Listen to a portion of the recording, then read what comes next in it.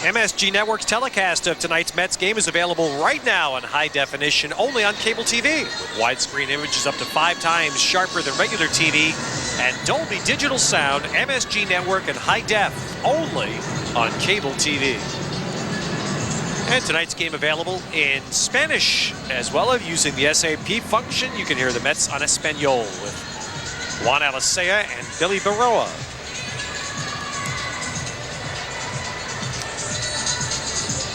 Now we're set to go. Jae Seo takes his warm-ups. Mets on the field. Giants lineup, which again is Barry Bonds less, the 3rd consecutive game that he has not started. Brian Dallimore, and of course the interesting part of this lineup tonight, the position change. Dallimore will play second base tonight. Edgardo Alfonso goes back to third base. Nepi Perez is the shortstop tonight, batting 8th. And Jae Seo gets the start tonight, his fourth start, in the 6th game. 1-3 coming off that impressive start in Los Angeles, last road trip. He needs to put a couple of these back to back. And those numbers right there are brought to you by Rico. And it's for Jae Seo as it was for Steve Traxel last night. You start the game with a luxury knowing you're not going to face Bonds. Dallimore takes strike 1. Felipe Alou and the Giants are trying to ride Brian Dallimore right now like the Mets are riding Danny Garcia. And with the hot hand, keep him in there. He's twisting away from Kareem Garcia and will make the seats. Well, Dallimore was called up to replace the injured everyday second baseman Ray Durham, who has a left patellar tendon strain. And that's a difficult guy to have out of this lineup for the Giants. And the Giants have been struggling, but I think the main culprit to the Giants this year has been their pitching.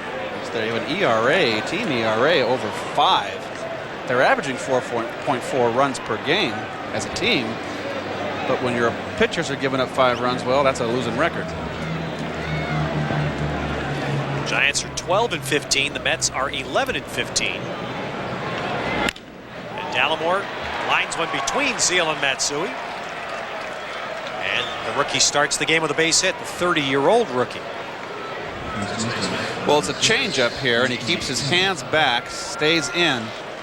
And you can see, watch his front shoulder, hands back. Good pitch, on the not out enough. Let's go with one hand and stays level. You stay back with your hands and keep your shoulder in, have good balance, don't get the weight shifted forward. You've got a chance on the off-speed pitches.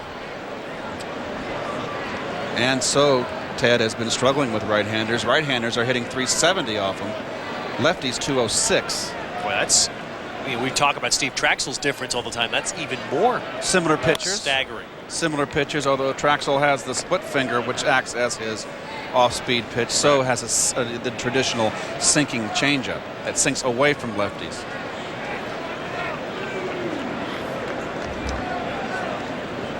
JT Snow, the batter.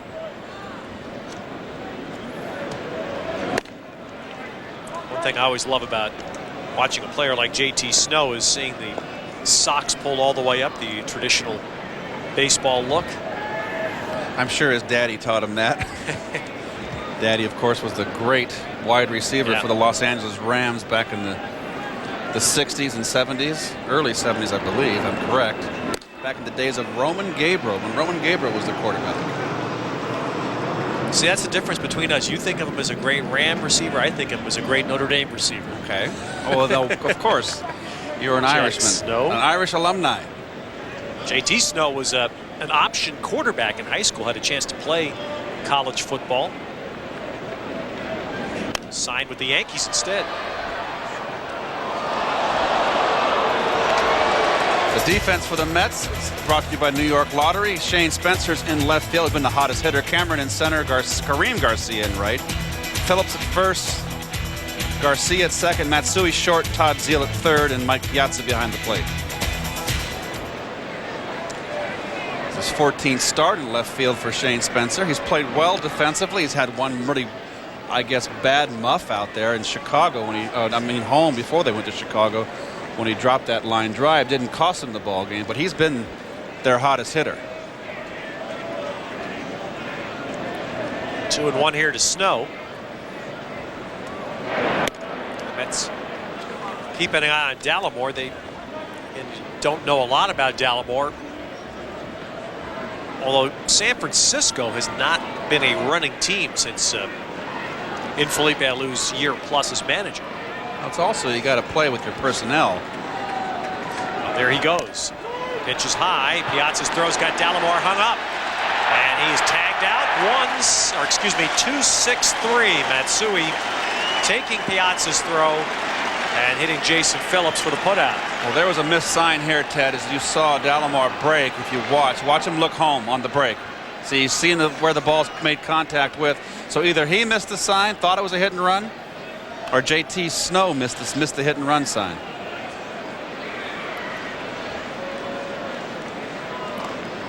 What a great player Felipe Alou was.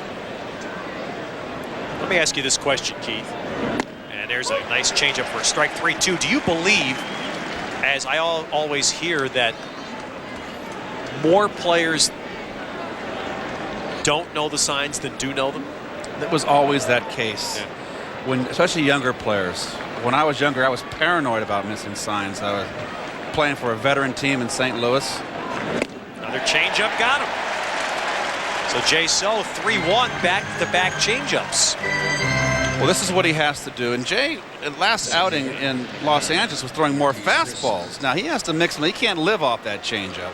But he certainly made a nice pitch there. Look at the outside corner, sinking away. Had Snow fooled. Marquise Grissom at the plate. Saw the lineup, then over his long career, he's hit 14 home runs against the Mets. .275 lifetime batting average against the Mets. So he's got that tape wrapped around the knob of his bat. Well, look how he holds his bat in his stance, how he's got the head of the bat just practically down the backside of him. Watch this. You'll see it from behind home plate here. I mean, that is very unusual. Yeah. Right field. Kareem Garcia toward the line. Good break on that ball. Nice running grab by Garcia. He and Spencer continue to play good defense in the corners of the outfield. So Grissom retired. The Giants go out scoreless in their half of the first. Mets lineup tonight is, well, it's the exact same lineup as last night. Matsui, Zeal, and Piazza, Garcia, Spencer, and Phillips, and then Mike Cameron. Good night in the 7-hole last night, followed by Danny Garcia and Jae Seo. On the mound for the Giants, the 22-year-old right-hander, native Hawaiian, Jerome Williams.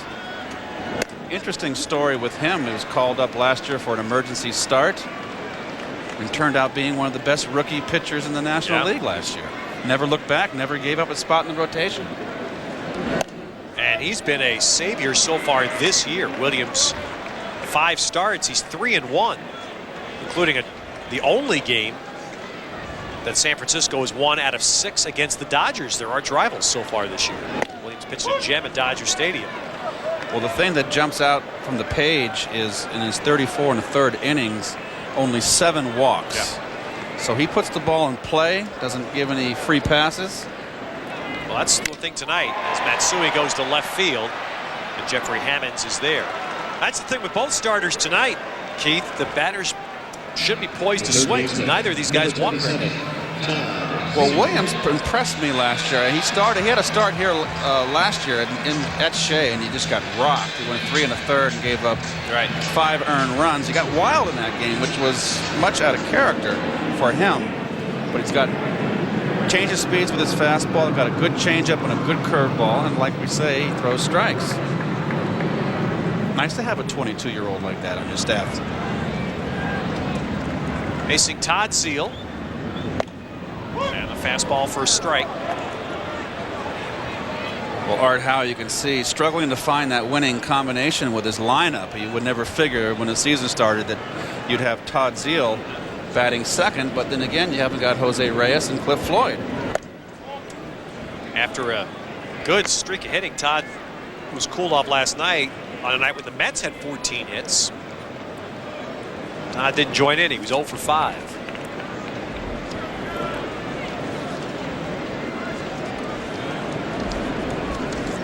quieter atmosphere around Shea tonight. There's a great curveball, which Williams features. 1 ball, 2 strikes. Well, that's the curve the hitter goes, my goodness, if he got it over the middle. He doesn't want to get, wants to catch her. It's set up outside. It starts behind your shoulder and breaks on the inside corner. Kind of freezes the hitter. And that could be a tough pitch for a hitter. He's going to come inside here. Ooh. And didn't get the call. Andy Fletcher behind the plate tonight. Didn't give the inside. 2-2. So let's just watch the catcher's glove and see. He held it right there, and this view won't lie. And that's strike 3.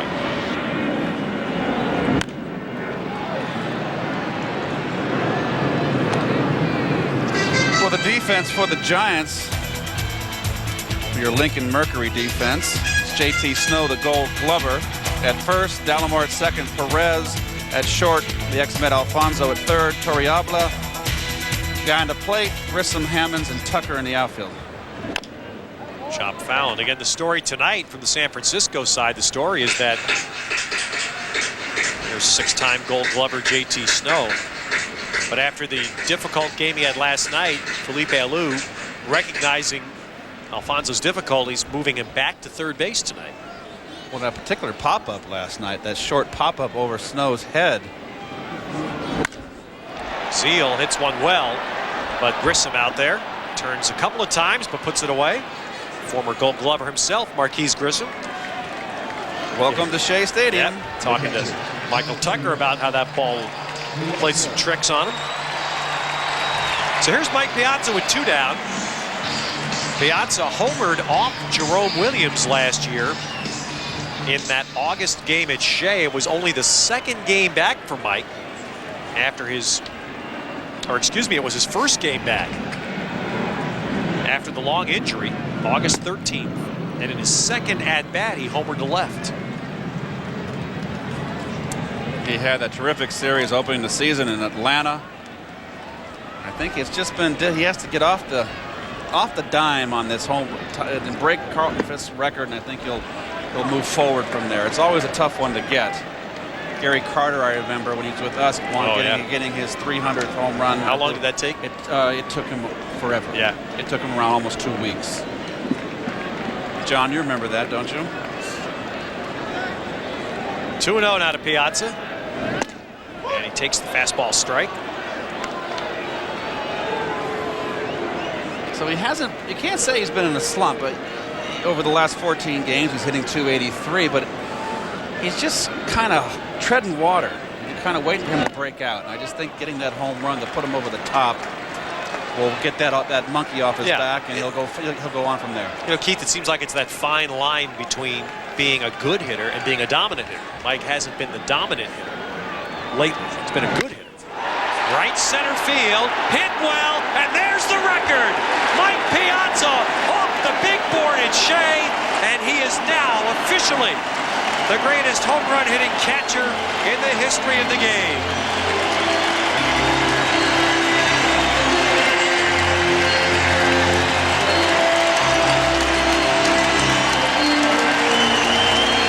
And that is going to feel so good to finally have that done.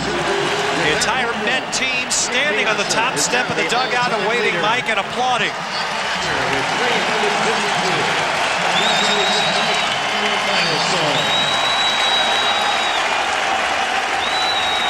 Bravo, Mike.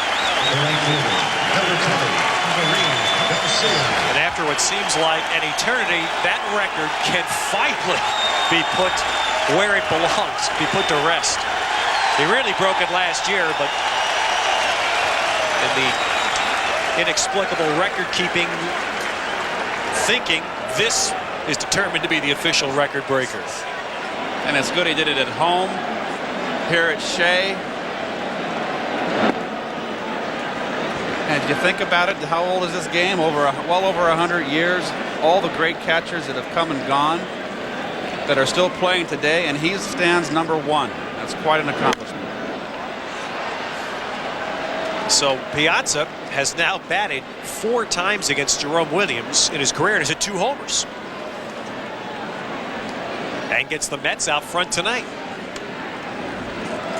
And the other thing about that, Keith, is it's nice to see, because that's a classic Piazza swing, 1 and 2, to go the opposite field like this with this kind of power. He is so strong, and here's a good angle right here. Let's see what kind of pitch. Oh, out over the middle. Did not get it on the outside corner where he wanted it. And Mike he's not got a lot of lower body in his swing. It's all upper body. He's so strong. Very strong wrists and hands.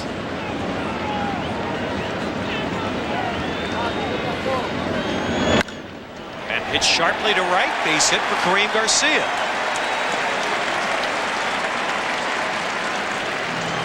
And another look at the record breaker for Piazza. Looks like a fastball away, and then didn't get there. Came back out over the outer half, and Mike just waited beautifully. It looked like he was going that way, Ted. And there's the bow. And there's Captain John Franco, every member of the Mets in that dugout to congratulate Mike. Now he does, I think, what he takes a lot of pride. He's putting the catcher's gear back on. Michael Tucker drifting on this ball off Spencer's bat. Puts it away. And that's the third out, Michael. Lost track of that for a moment. But the inning belongs to Piazza.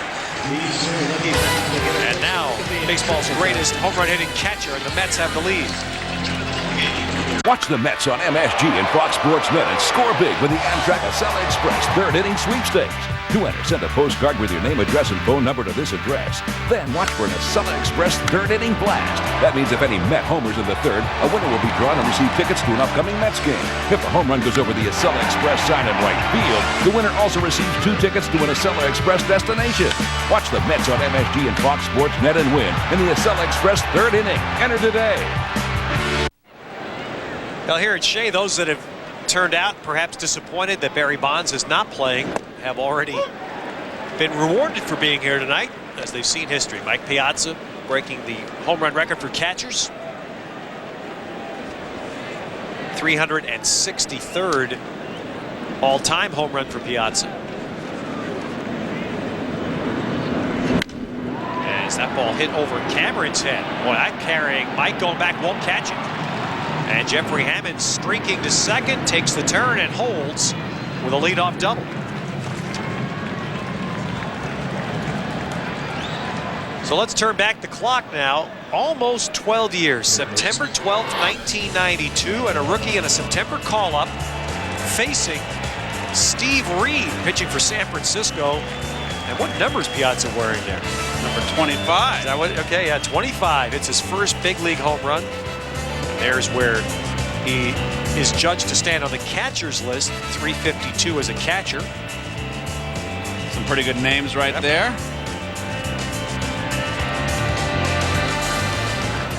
363 overall. And never been told quite what he was for those other 11, but we can let that go now. I gotta believe there's a few DHs in there with the inner league. And there's where Mike stands now on the all-time list. 6 behind Ralph Kiner. 7 behind the late Gil Hodges.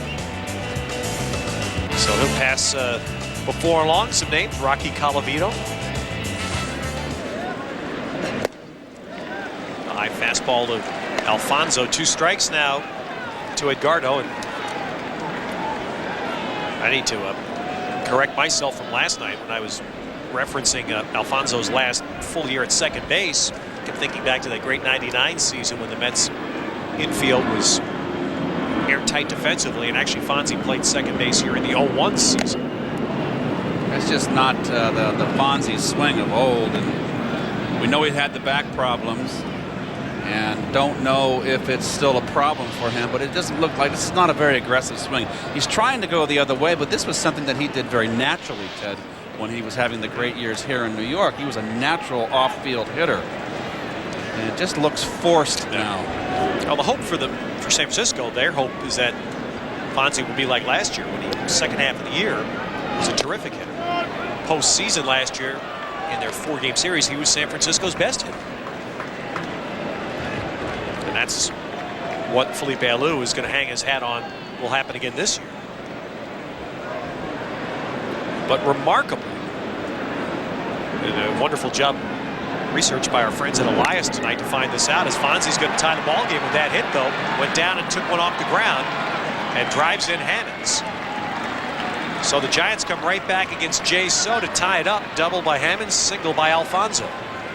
Well, we were talking earlier about right-handers hitting off Seo.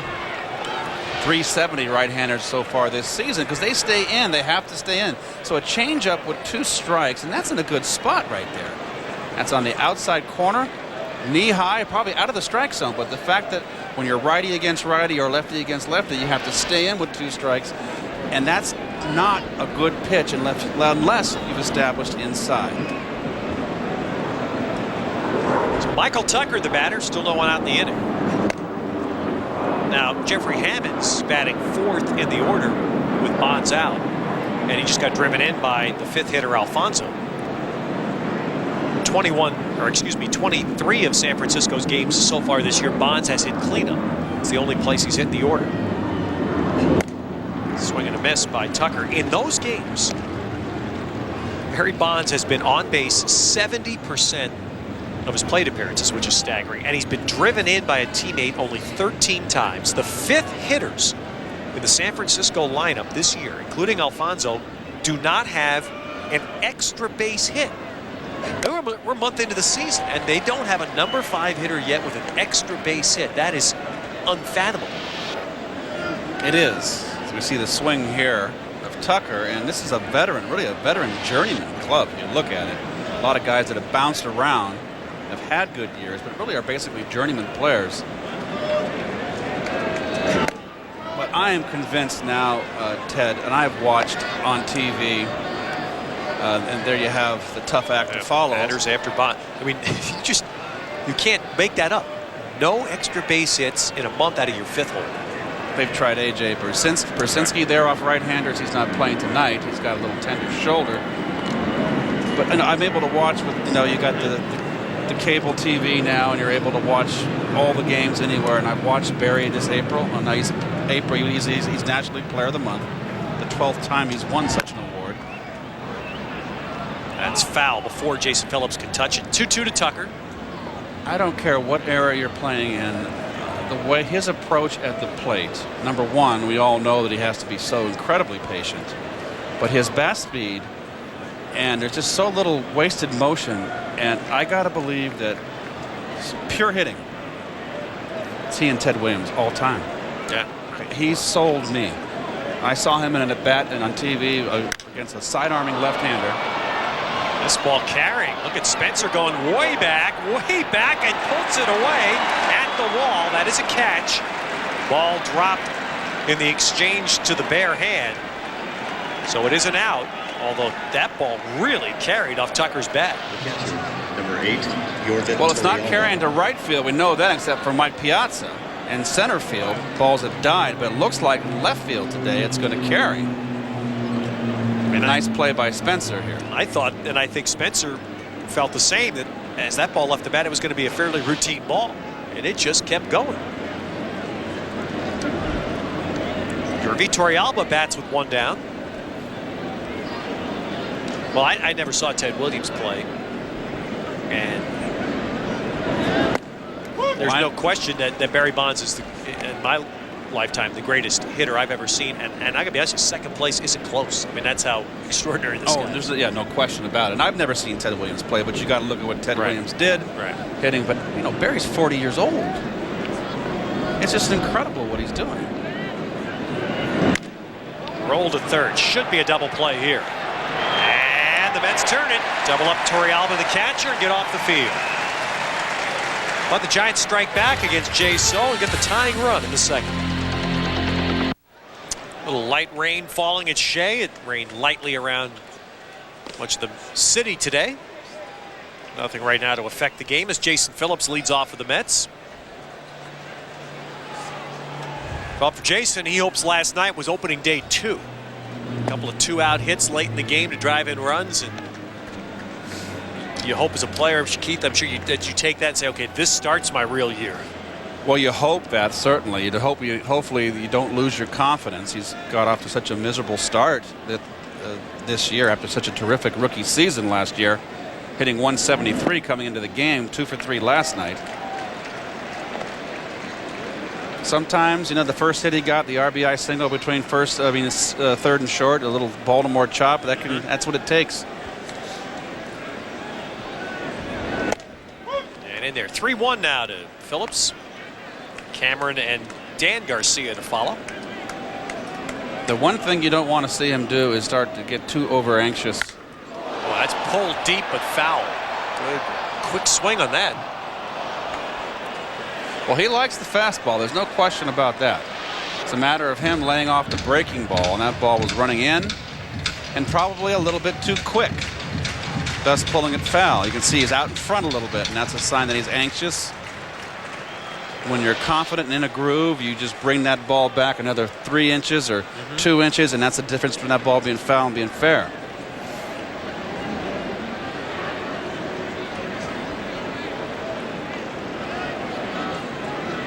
So 3-2 to Phillips. And another foul to the right this time. You can see the expression on his face. Those are pitches that he likes to hit, and it's just not happening. I can remember, Ted, when I was young, and took me 2-3 years to get going, and boy, I thought I never was going to get out of the hole I dug for myself. Pulled the curveball right to Alfonso. So Phillips down, 1 away, and let's go to Matt Lockman. All right, Ted, earlier today, Mike Cameron was making some catches in center field. That's not normally noteworthy, except that this is a very special occasion. You see, today he kicked off his Catches for Kids program for the benefit of the Starlight Children's Foundation of New York, New Jersey, and Connecticut. For each of the catches he makes in center field here at Shea this year, he'll donate $100 to the Starlight Foundation, and each month he'll have a catch once a month with some of the children that benefit from Starlight. Today was the first of those monthly catches. Each year, Starlight serves over 200,000 critically, chronically, and terminally ill children from throughout the New York, New Jersey, and Connecticut area. So Mike Cameron today brought a little sunshine into the lives of some young people here in the metropolitan area. All right, so many ways he has been a wonderful addition to this team. Been a little focus on his batting average and his strikeouts lately. And, you know, if you look at, again, track records in baseball, Keith, you lived through this. Track records pretty much are true. And Mike Cameron's lifetime batting average is .250. And he has struck out a lot. I mean, I don't see any reason why those things would change dramatically, but what he does is a Gold Glove center fielder, a little power, and a great guy in the clubhouse. Well, he's brought a little levity in the clubhouse, too. A pretty serious team over the last couple of years in that clubhouse. And he's not afraid to get on guys and needle them. Even he got on Mike Piazza a little bit, and not getting on, but needle. The needle's always good. It keeps the clubhouse loose. You got to have that banner. You know, and obviously you don't sit back and, for example, the new coaching staff takes Cameron. You'd like to see, okay, maybe we can get a few points on your batting average. Maybe you can reduce the strikeouts a little bit, but you're not going to see him suddenly become a 320 hitter with 20 strikeouts.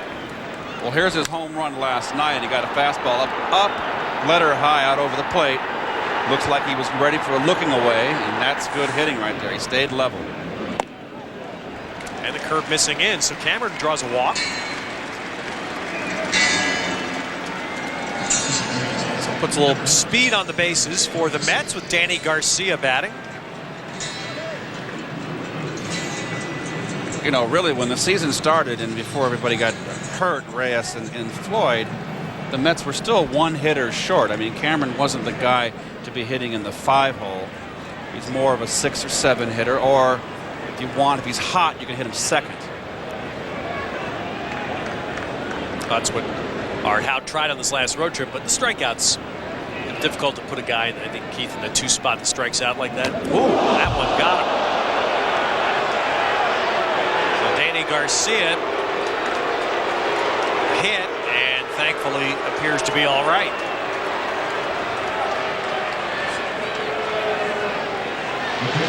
Hey, it happens. Fastball gets into the catcher, was set up away.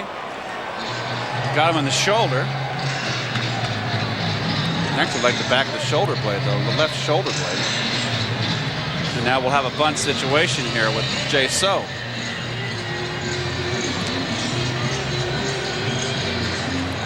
One out here, and So will have a chance to help himself. See if he can set up Matsui by advancing these runners. The Mets have good speed out there with Cameron, the lead runner, and Garcia, the trail runner.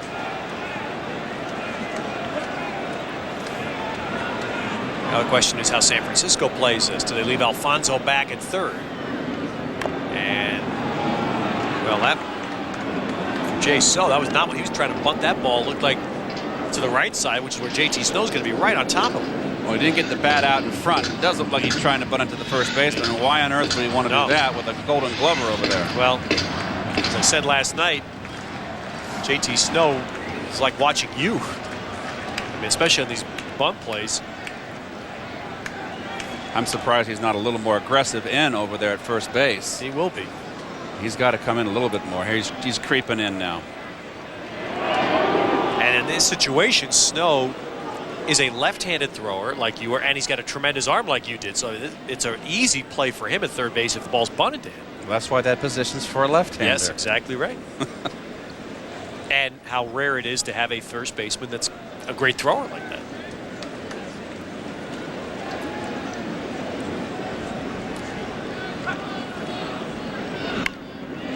Oh, he got away with that. What a break. And Williams throws it away, and the Mets will take the lead. Well, so that's good luck. He bunted it so hard, it wound up being a good bunt.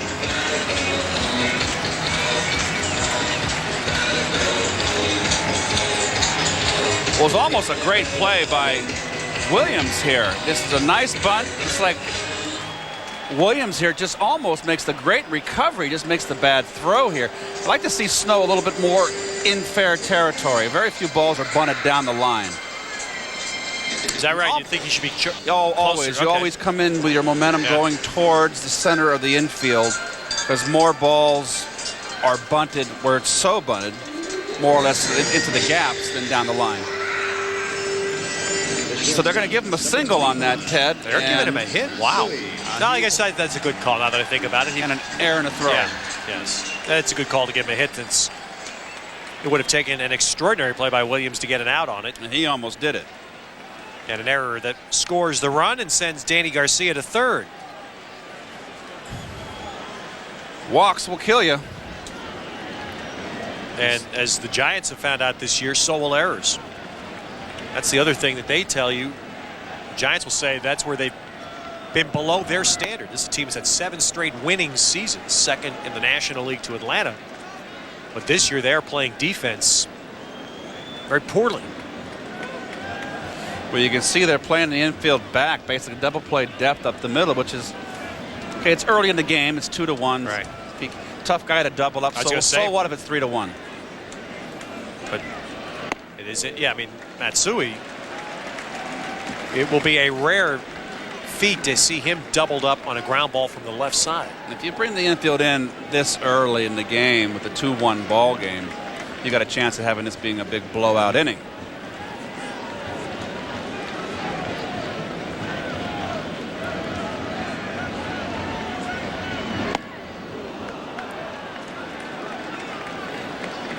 Kaz last night, 2 hits to left field, then pulled one on the inside half to right field. And you can see his style of hitting, that Ichiro style, pulling off his front shoulder. He's been a little out in front, and that's why I think he's been struggling a little bit at the plate. Even he got 3 hits last night, and that was promising in the fact that he went the other way. He's got to stay in a little bit longer. And that's just not a good swing on a fastball away, and a hitter like Matsui, who is basically a singles hitter, puts the ball all over the place. That should be a pitch for him to jump at. Look at his body there. It's not. You got to keep your fanny in to get that outside pitch. There's our Panasonic digital replay. So now 2-2. Williams trying to strike him out. Inside. Got him. Well, that's a terrific pitch. And Matsui clearly was not looking for that at all. Well, he got set up for that pitch. Yeah. He got behind the count, 1-2, all balls away, and thus it sets up for the pitch inside. And a good pitch, got it on the inside corner. So when you're struggling, you keep on fouling off pitches that you should hit, Ted, and you allow the pitcher to get away with the mistake and finally make that good pitch. When you're hot, you make some mistake, you're out of the box. He doesn't get a second chance. So now Todd Zeile tried to come up with that 2-out hit.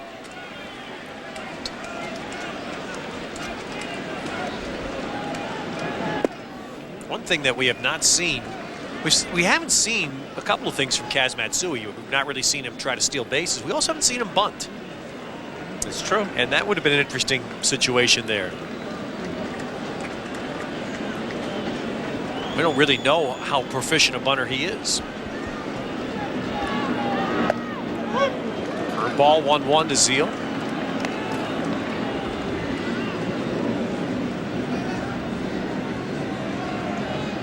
So the Mets have one hit in the inning. It's the bunt by Seo. 1 run, trying to really cash in and make this a painful inning for San Francisco. That's a good pitch. 1-2. Well, you can see right now in this, even though Williams has given up 2 runs in his first 2 innings here, he's spotting that fastball in good location. He hasn't been able to get his curveball over yet. Hasn't had command of his curveball. So as a hitter watching on the bench, if you're paying attention, you see a pitcher struggling with the breaking ball, even though it could be maybe his best pitch. Well, then you can say, okay, he's not getting it over. I'm going to sit on a fastball. Got a fastball there, fouled it back. I mean, Williams is only 22 years old. He's like Tyler Yates of the Mets, Justin Wayne, a rookie with the Marlins. They are the 3 active big leaguers now who were born in Hawaii. Williams grew up on Oahu, just a few minutes from Pearl Harbor, in fact. Well, they're going to pop him inside again, go right back to the well and get him. Yep. On a pop up here into shallow center. And Grissom calls off Dallimore, so Jerome Williams with a good escape there, striking out Matsui and held that damage to just 1 run. Watch the Mets on MSG and Fox Sports Net and score big with the Amtrak Acela Express 3rd inning sweepstakes. To enter, send a postcard with your name, address, and phone number to this address. Then watch for an Acela Express 3rd inning blast. That means if any Met homers in the 3rd, a winner will be drawn and receive tickets to an upcoming Mets game. If a home run goes over the Acela Express sign in right field, the winner also receives 2 tickets to an Acela Express destination. Watch the Mets on MSG and Fox Sports Net and win in the Acela Express 3rd inning. Enter today. Well, back at Shea Stadium, and there's a couple sluggers right there. That's Connor and Brian Drummerhauser. Rob Drummerhauser's father is right behind him. He was our bullpen coach for the '86 Mets. There's Rob, and Connor and Brian wanted to tell their mother, Mary, hello back at home on the island. So hello, Mary, from your kids. They literally have the best seats in the house tonight. How about that? Little dumpers. Yeah. What a thrill! I'm not going to ask for an explanation of that. That was Rob's nickname. Oh, is that right? Yes, it was because Drummerhauser. It was such a long name, we called him Dumper. Okay. Let's clarify that, right? Okay. But they still have the bat. I mean, what a thrill for kids that age to watch a big league ball game. They were literally in the on-deck circle. Neffy Perez to lead off here for the Giants in the 3rd inning. San Francisco let their, you can see the names go left hip to right hip. Jawohl.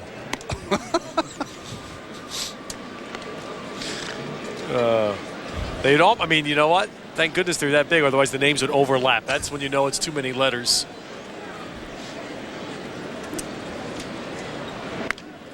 Up the middle and just past Danny Garcia, so a leadoff hit for Neffy Perez. The pitcher, number 57. Don't forget to visit MSGNetwork.com and enter the Jeep sweepstakes. You can win a 2004 Jeep Liberty, which will be given to the grand prize winner right here at Shea May 21st on Jeep Owners Appreciation Night. Enter at MSGNetwork.com.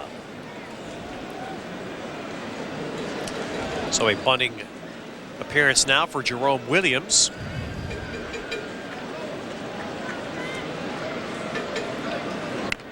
And he puts it down. Jae Seo looked and then goes to Garcia covering first. So Neffy Perez moves up, one away. The second baseman. Well, number this 14. help yourself, Brian pitchers. Gallo. Learn how to bunt, and this is basically in the same spot, but he deadened it a little more. If So would have come up throwing, he had a shot at second, but it's got to be told by the catcher.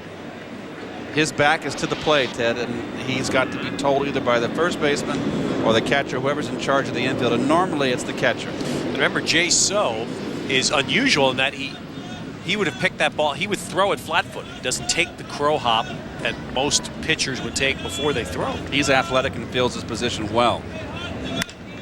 Dallimore to the hole. Matsui. Walk throw. Got him with a great stretch by Phillips. Kaz Matsui.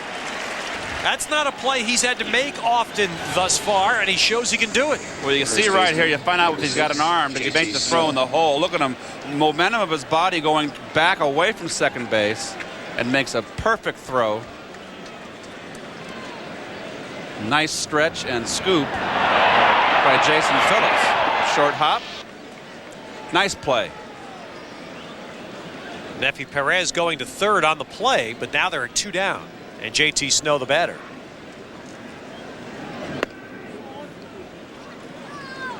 Well, that's an encouraging play for the Mets to see about Kaz, because he hasn't been tested as often early in the year on that play that, as you said, Keith, that shows the arm. It's what really impressed so many of us about Reyes last year, was the cannon arm that he displayed on that play. Inside, 1-1 to Snow. Well, you can see So right there. He's much like Jerome Williams, but he doesn't throw as hard as Jerome Williams. He has to spot his fastball, and he can't live on the outside corner with that changeup. He has to come inside, keep hitters honest. And boy, he cannot make a mistake over the middle. He doesn't throw hard enough to do that.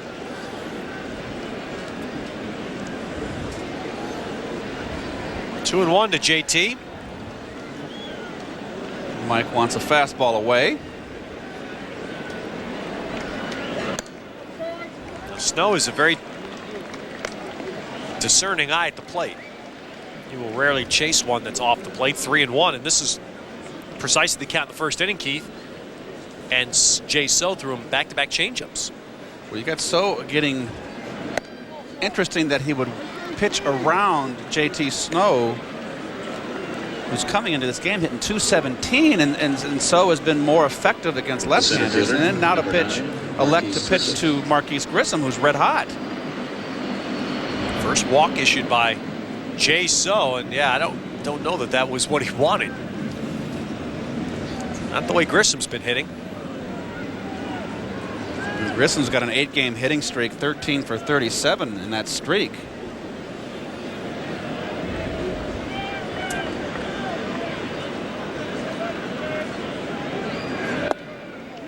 What would be the reason, Keith, for a hitter to put all that tape around the knob of the bat?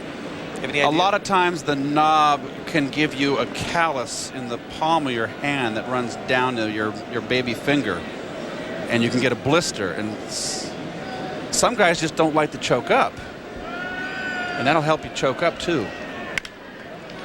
Chop to Matsui, and that does get out of the inning. So Jae So got Grissom and holds the lead for the Mets.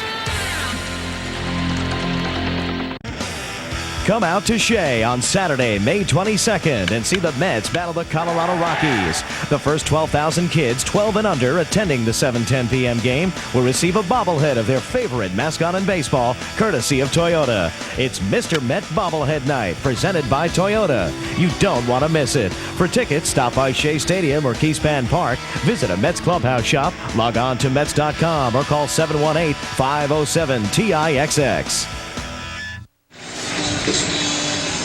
Bottom of the third at Shea. The Mets lead 2-1, and the first run came in the first inning on Mike Piazza's record-breaking home run. His 352nd as a catcher, 363rd overall, 5th of this year. And it was a 405-foot shot off the bottom of the scoreboard in right center. It was a bomb. It's not a ball. It's not a night where the ball's carrying from center field over to right, and he just turned it around, so to speak. There it is, a little fastball away, down in the outer half of the plate, and as we've seen Mike recoil, how he bounces back on his back foot so many times. It's all upper body with him. Took a good rip there on 2-0.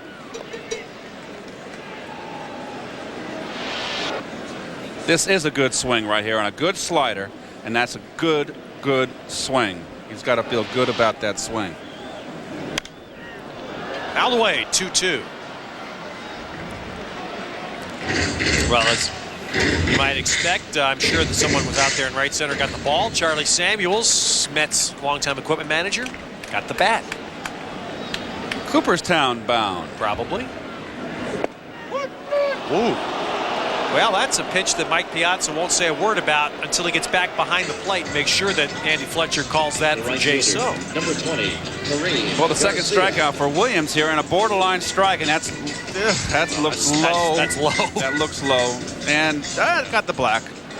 Hey, if it's a pitcher's the old saying, if it's close enough to be called a strike 3. But that's then the you point, can't be right? taken. But still, I thought that was a little bit Yeah, low. and just make sure that you call that both ways. Now Kareem Garcia. This, by the way, is the Amtrak Acela home run inning. David Acalino from Stratford, Connecticut is our player. If there's a home run in this inning, David wins tickets to an upcoming Met game. If it goes over that sign, David wins a trip for 2 with Acela anywhere on the East Coast. And you can still enter by the address you just saw. Tap to third. And Alfonso makes the play for out number 2. Well, left fielder, number 43. So 2 quick outs here in the Mets half of the third. Shane Spencer will bat.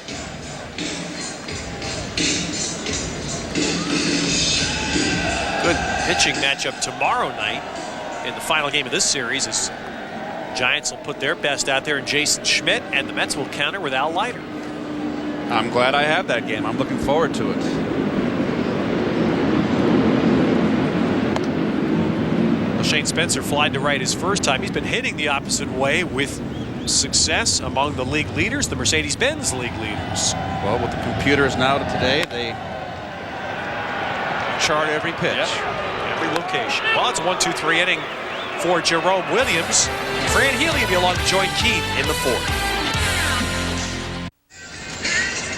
Back here at Shea Stadium, and I guess it's misting right now, but it will never rain on our Aflac Trivia Quiz, Keith. Okay, Barry Bonds has walked 19.1% of his career plate appearances. 4th, believe it or not, 4th on the all-time list. Who ranks number 1? I have 2 guesses. Oh, wait a minute, you can only do 1, right? Well, I have 2. I have a backup. Jeffrey Hammond's the batter. He takes a strike. Go ahead, give us 1. Babe Ruth. I might go along with that. Number Ted 2. Williams. You walked a lot. Want a third one? Tell me. How about Harmon Killebrew? You think so? 1 ball and 1 strike on Hammonds. How about a leadoff hitter? Think of a leadoff hitter. Ricky Henderson. Now we can go 5 if you want, but we only get 1 guess. Up high to Hammonds. So it's 1 ball, 1 strike, and a man who played his collegiate ball at Stanford University. In fact, he and Michael Tucker were on the Olympic team in the early 90s. They're in the outfield tonight against the Mets here at Shea. Hammonds hits a high fly ball. Cameron's lost it. And then now he picks it up and he makes a grab as Kareem Garcia knew he lost it. And he came hustling over there. But at the last minute, Mike Cameron makes the grab. The third baseman, number 13, Edgardo Alfonso. Well, you can see he's lost and now he's found it. He just didn't yell loud enough. And good hustle by Kareem Garcia. How about that feeling when the ball's coming down, you know it's heading towards your coconut and you can't see it? That's not good. That never happened to me. I forgot. Alfonso hits a long drive to right field. Garcia calling off Mike Cameron and making the grab in right field. So 2 men are down. Don't forget tomorrow night these same 2 teams go at it again. Will Barry Bonds be in the lineup? Michael Everybody's Tucker. hoping he will. So come on out to Shea, catch the Giants and the Mets.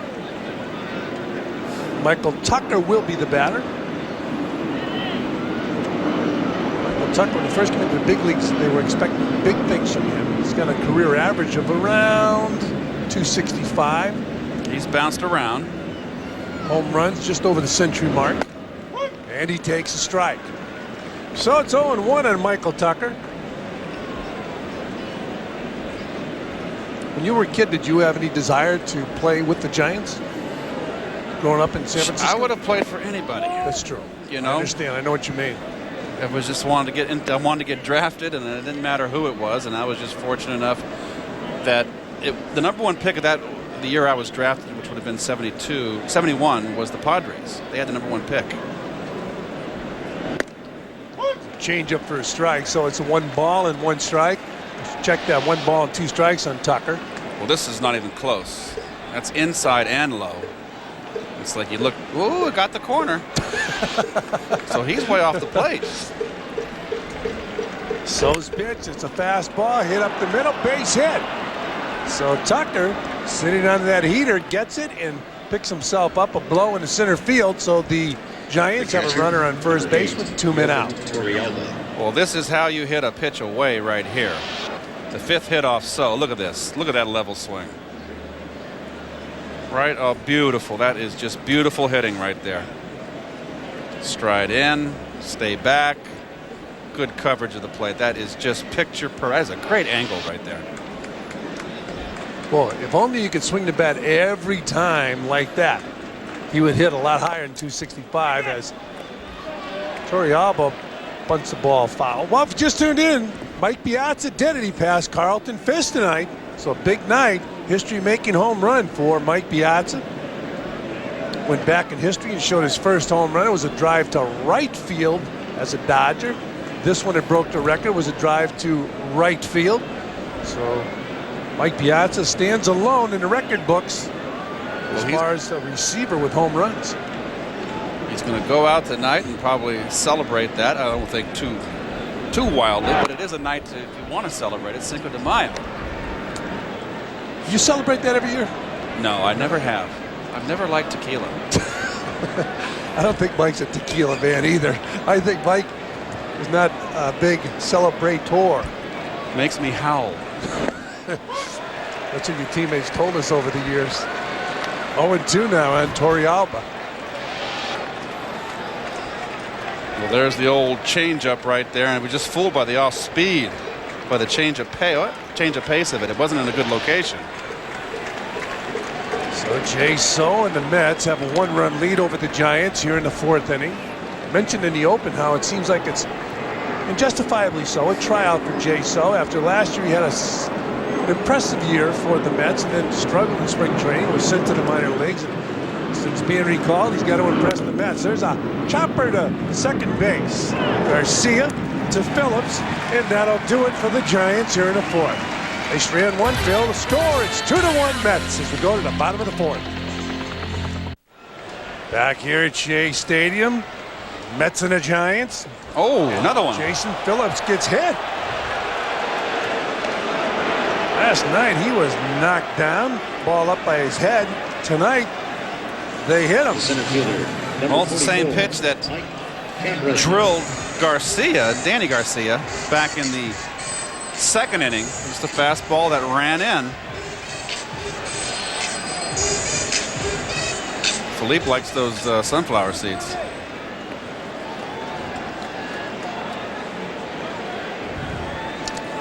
Jerome Williams, the pitcher for the Giants tonight, young right-hander with good stuff from Honolulu, Hawaii. Cameron puts it in play.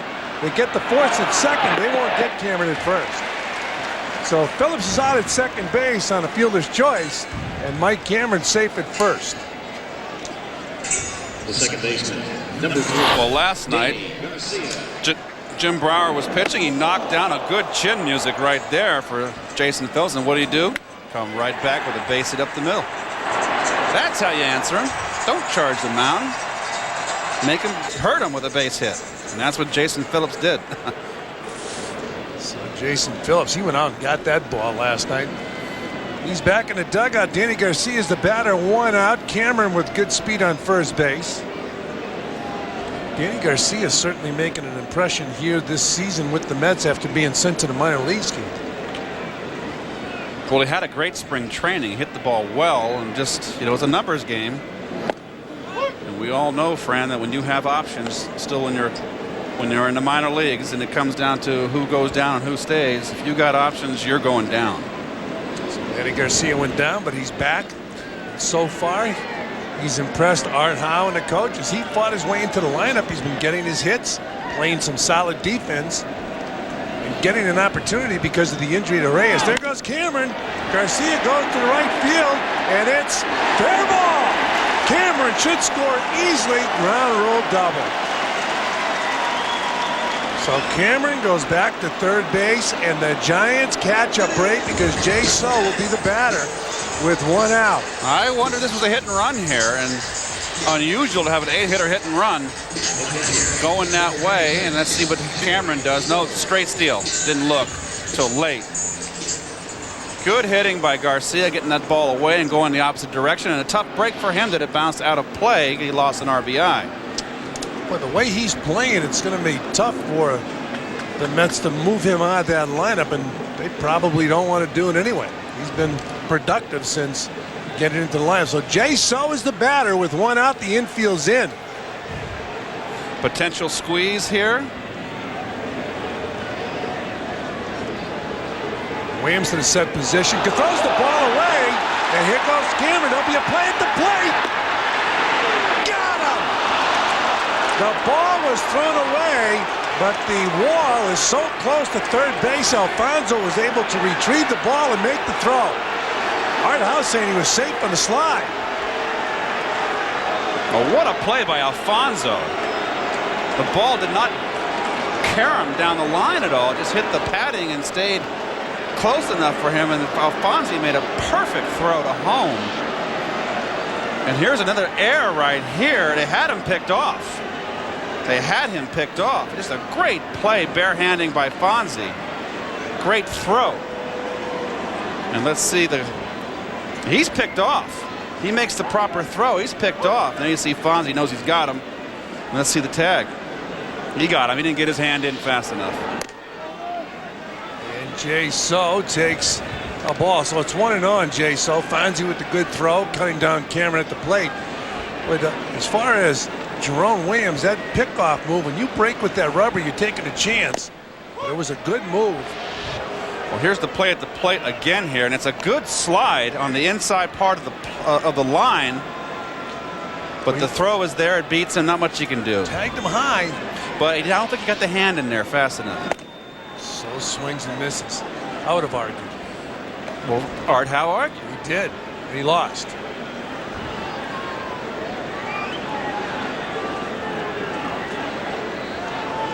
So it's 1 ball and 2 strikes on Jae Weong. Swung on and missed. So Jerome Williams pitches out of a jam, and the Mets here in the 4th inning fail to score after 4 complete. It's 2-1 Mets. There it is again, the Aflac Trivia Quiz, and Keith Hernandez does have the answer. Oh, I'll go with Babe Ruth. I'll stick with it. I'm going to go with Ricky Henderson. Okay. Ted Williams. Oh, I switched gears. Yeah, but they told you the answer. You know what? No, they didn't tell me the answer. They didn't. Ted Williams. How about that? I'm impressed. I thought they told you. I said Williams or Ruth. All right. Well, Ted Williams was the man. Well, Ted Williams it should have been, because they said Ted Williams wouldn't swing at a pitch an inch off the plate. The bases were loaded in the 9th inning, and he could have won the game. He would not swing at a bad pitch. Well, Nafi Perez has been known to swing at a bad pitch. In fact, he made a bad decision a few years ago when the Rockies offered him a long-term deal for a lot of money, and his agent got him to turn it down. And shortly thereafter, he was traded, and he's been around ever since and never got that big deal. Why would you want to leave Denver? That ball's gone in Denver, but at Shea Stadium, it'll stay in the ballpark. And it bounces over the fence, so a ground rule double for Nafi Perez. And the Giants have the tying run on second base here in the top of the 5th inning. The pitcher, number 57. Well, I like this guy as a player. Gets a changeup, stays back. He's 2 for 2. It's the second double for the Giants. Bring to the plate Jerome Williams. And he'll be bunting, of course. Last time, of course, he put down the sacrifice. Just tuned in. Barry Bonds is not in the lineup tonight. Of course, everybody in New York hoping he'll be in the lineup tomorrow night. He has a sinus infection. He was nursing that in San Francisco also. He took Sunday off in San Francisco. He was out last night. He's out again tonight, and everybody's hoping he'll be in the lineup tomorrow. So come on out to Shea Stadium. If you missed it, Mike Piazza passed Carlton Fisk tonight. So if you thought about coming out to Shea, you would have seen history made here at Shea Stadium. The wheel is on. Yankee Perez is halfway between second and third. Mike Cameron's going to come in from center field and try to sneak in behind him. You know, that Affleck trivia question, as you take a look at this again. Well, you watch the wheel here. Watch the shortstop break that third base. Now, Mike's getting a little bit worried about this guy, the runner here, because there's no one covering second base, but he's got nowhere to go with Zeal covering third. And in that bunt play, the wheel play, of course, the base left vacant is always second base. You're trying to get the out at third. Second baseman has to cover first. The shortstop vacates. Second baseman covers third. The third baseman and first baseman and the pitcher charge hard. So is up in the count. Williams squares the bunt. Will they take it off? I think he was going to bring that bat back. Well, Jason Phillips is right down his throat.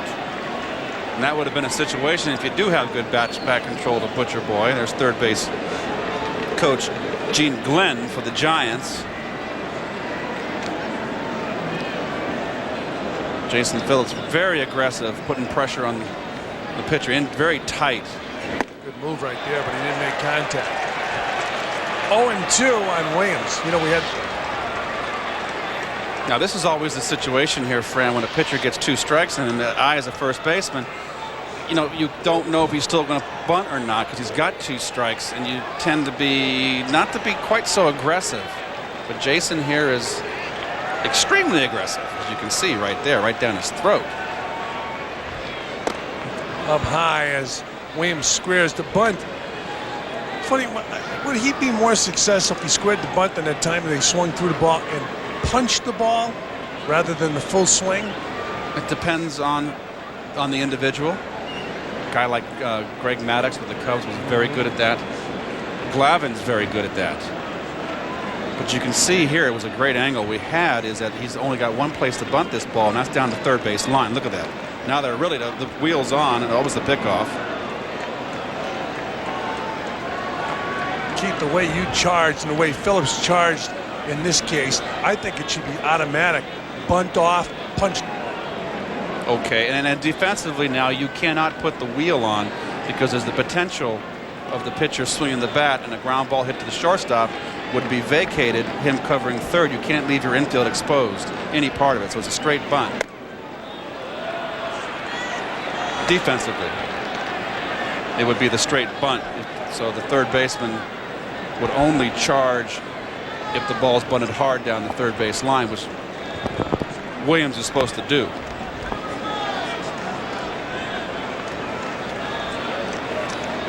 So 2 balls and 2 strikes on Jerome Williams.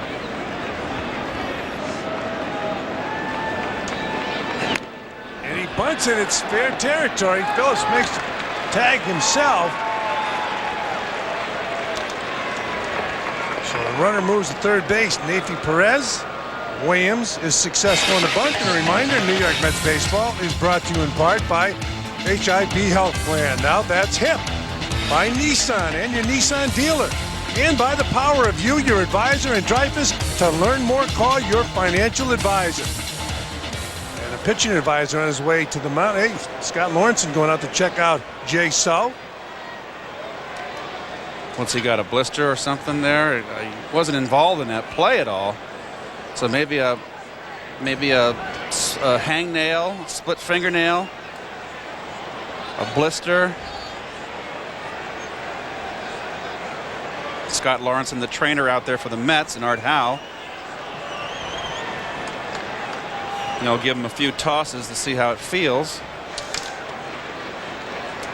No, he's leaving. So Jae Weong Seo out of the ball game. Problem with his pitching hand. Scott Lawrenson, the head trainer, on his way back with Jae Weong Seo. Art Howe immediately came out of the dugout. So it's 2-1. The Mets on top of the Giants. How about Ricky Bottalico, who was signed just the other day by the Mets and brought up to the big leagues, and he was highly successful when he was a short man out of the bullpen for the Phillies. Had a great spring training with the Mets. More about him. This is our next call to the bullpen.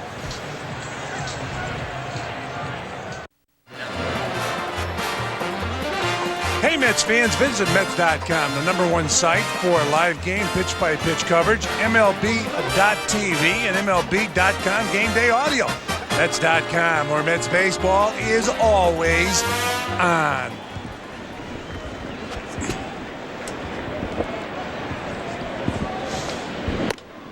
Brian Bellamore is 1 for 2. He's the batter. He singled in the first and grounded to short in the third. I tell you what, it didn't take Ricky Bottalico very long to get loose. I thought we were going to have like a 10-minute break here. Shoot, he just went out there. He's ready. Runner on third base, breaking ball up high. He got caught in the numbers game, had a terrific spring training, Fran. I thought he was going to make the ball club here, and he was almost perfect. And did not make it, and they released him, then signed him to a minor league contract. He had 7 scoreless innings down in Tidewater. He said other teams had talked to him, and Bellamore hits a fly ball left field. Should be a play. The tag, the throw from Spencer. Safe. So Nathan Perez, good speed, gets under the tag by Mike Piazza. When the ball hit the grass, it took the high hop. It died a little bit, allowing Nathan Perez to score. Got a fastball away here, and he did beat this tag. A strong throw by Spencer. 1 hop, but it did come up, Fran, and that allowed Perez to get underneath. Almost a similar play when the Mets were called out on the play at the plate. Just got it in. You'd like to see Mike get a little more in front of the plate, wouldn't you there, Fran? Well, you know, it's funny. Get in front. Well, the thing is, he had to make the play on that on the ball coming in. The most important thing for the catcher, I know what you mean. You've got to be able to put that left leg in front of the plate. But in that case, there, the catcher has to judge the flight of the ball, the hop of the ball, and also try to block the plate.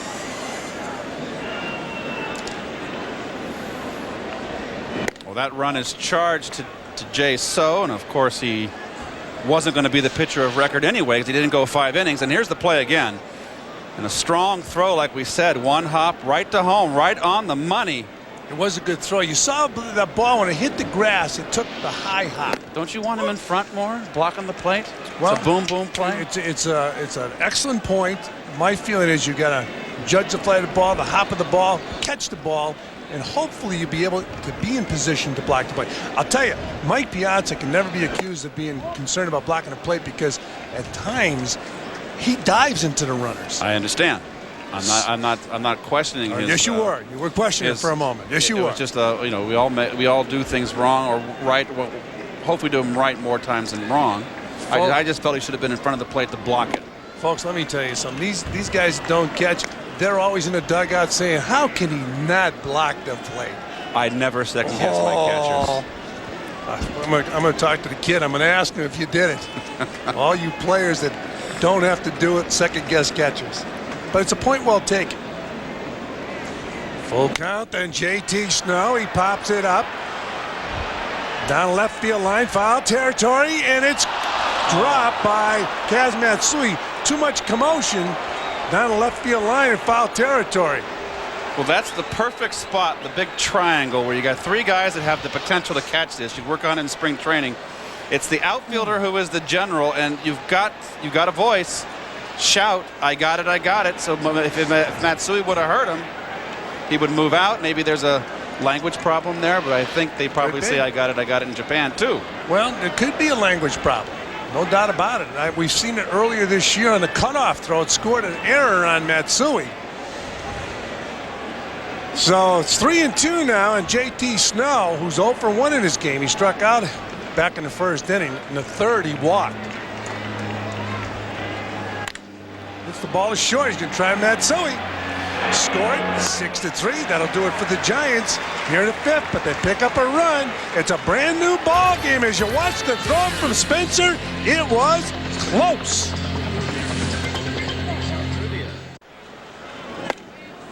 Bottom of the 5th inning, Williams' first pitch to Matsui is a called strike. As Matsui in his ball game lined out and struck out. He takes up high. Keith, in looking at Matsui, I'm assuming he's still trying to impress, coming over from Japan, following the footsteps of the Yankees, Matsui, Ichiro in Seattle. Jumping at the ball. He's out in front a little bit, and he's the kind of guy, kind of hitter, particularly left-handed, that goes the other way naturally, and he's not. Again, every pitcher he faces right now, it's the first time through the league for him.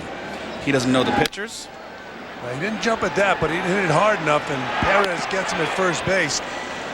So 1 down, and now we'll take a look at the finish line stats. They're brought to you by OTB. Well, he had the 2-1 lead, and then has whatever, a blister problem or a nail. We'll find out later. But 4 1/3, 6 hits, 2 earned runs, 1 walk, 1 strikeout. 58 pitches, 38 strikes. So unfortunate that he had to leave the game, holding on to the lead. Batter now, Todd Zeile, 1 down, bottom of the 5th inning. We're all tied at 2. Zeile pops it foul and out of play. You just tuned in because of a sinus infection. Barry Bonds not in the lineup today. But Mike Piazza is in the history books. He broke the record held by the great Carlton Fisk, a home run to right field tonight. Inside, it's funny in watching what Mike has accomplished throughout his career. Having the record for catchers certainly is a magnificent achievement, but passing the great DiMaggio with his Italian background, what a thrill. Absolutely. Yogi Berra, another Italian, magnificent catcher, 3-time MVP award winner. As you look at John Franco. Speaking of Italians, there's John. He's about ready to get 3 home runs to pass Ralph Kiner. Mike Piazza, absolutely, and Ralph's pulling against him. There's a fly ball. Marquise Grissom in center field makes the grab. Nice. Go ahead, sir. I correct myself. He needs 6 to pass Ralph. And Ralph is pulling for him. Well, we know Ralph's listening in Palm Springs right now. Hello, Ralph. And you took 3 home runs away from Ralph. So Mike Piazza, now the batter. He's in the history books. Hit his 5th home run of the season in his first at-bat over the right field fence. And he takes a strike, so it's 0-1 on Piazza.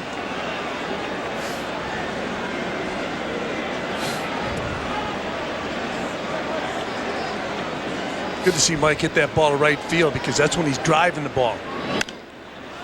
He just got beat with that pitch.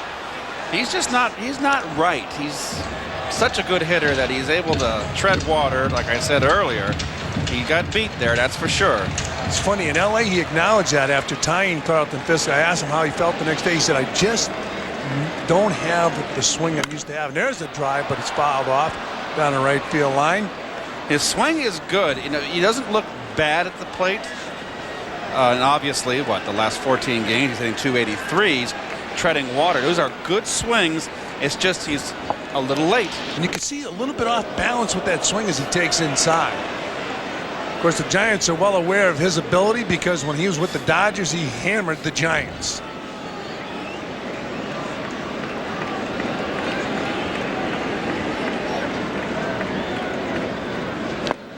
He gets him. So Piazza strikes out for the 2nd time tonight, but he hit that home run to go ahead of Carlton Fisk. But we have a 2-2 tie here at Shea, and we'll be back. Well, back here at Shea Stadium, the tarp will be placed on the field. It's raining here at Shea. If you just tuned in, it's a 2-2 contest. The Mets and the Giants, 2nd game of this 3-game series. Keep in mind, tomorrow night, the final game. Everybody's hoping Barry Bonds' sinus infection will improve to the point where he can play. Again, if you missed it, Mike Piazza is in the record book all by himself as far as home runs for a catcher is concerned. But it's a 2-2 contest. We're in the 6th inning at Shea Stadium. It's raining pretty hard right now, and the tarp is being placed on the field by the grounds crew here at Shea Stadium. folks are heading for cover. It is really coming down. Keith Hernandez said it's going to stop by 9 o'clock. Well, the forecast said it was going to come in and move out. So this game will not get rained out. Okay? All right. So stay with us as the grounds crew puts the tarp on the field. The Mets and the Giants will continue as soon as this rain stops. Of course, you can always see Barry Bonds as a pinch hitter. And nice crowd on hand despite this inclement weather. So stay with us. It's a 2-2 ball game, and we will be back in just a moment. Raining hard here at Shea Stadium.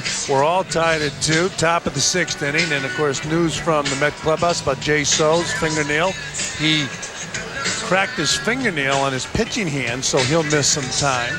Be curious to see how he did that. So Jae Seo out of the ball game. As you can see, it's still raining very hard. We want to remind you that this copyrighted telecast is presented by authority of Sterling Mets and may not be reproduced or retransmitted in any form, and the accounts and description of this game may not be disseminated without the express written consent of Sterling Mets. So this is supposed to last. Keith said it was going to end by 9 o'clock. We're told by the experts. Keith, by the way, was telling a bit how to block home plate a few moments ago. We'll get into that when we come back after the rain delay. Then he said rain's going to stop by 9, but we were told, Keith, by some guys who are paid to be accurate. Yes. It should last 45 minutes to an hour. So we will have baseball. As you mentioned, it will stop. It will stop. And we will have some baseball. It's the second game in this 3-game series. You know, we were talking about the Affleck trivia question. Ted Williams was the answer. Question for you. We really didn't know him that well, but who would you take, Ted Williams or Barry Bonds? Tough question. Boy, it's a very tough question. Let's just say this. You couldn't go wrong with either one. So you rode the fence on that one. I like that. Well, Ted Williams, you got to figure he hit 400 a few times. He hit 400, hit 406. And, you know, by the way, who he taught at about 13 years old in his backyard was Mike Piazza, and it paid off tonight. I gather so. And I was saying earlier, Barry Bonds is pure hitting. Now, it's okay. You can have pure hitters that aren't power hitters. Barry Bonds is obviously a pure hitter and a power hitter. Ted Williams is a pure hitter and a power hitter. Those two to me right there, there can't be any two better. I'm sorry. Okay, now you got Barry Bonds, who has 500-plus stolen bases and was an excellent left fielder. Yes, and Ted Williams wasn't the greatest of defensive outfielders. It didn't steal bases. So I'm just saying, just pure hitting. I mean, I saw him on TV. I got interrupted with a play in the field. The Giants were playing in San Diego, I believe, and a side-arming left-hander came in. I don't know, I forget the name of that guy. Throws hard, and Barry had a 5-pitch at bat. And I was watching home, and it was he just had perfect balance. The guy made some tough pitches on him, and he got a fastball out over the inner half. Submariner. Just hit a rocket up the middle for a base hit. That's impressive. Yeah, and like you said, hits home runs, drives in runs, can walk with the best of them, steals base, just a magnificent player.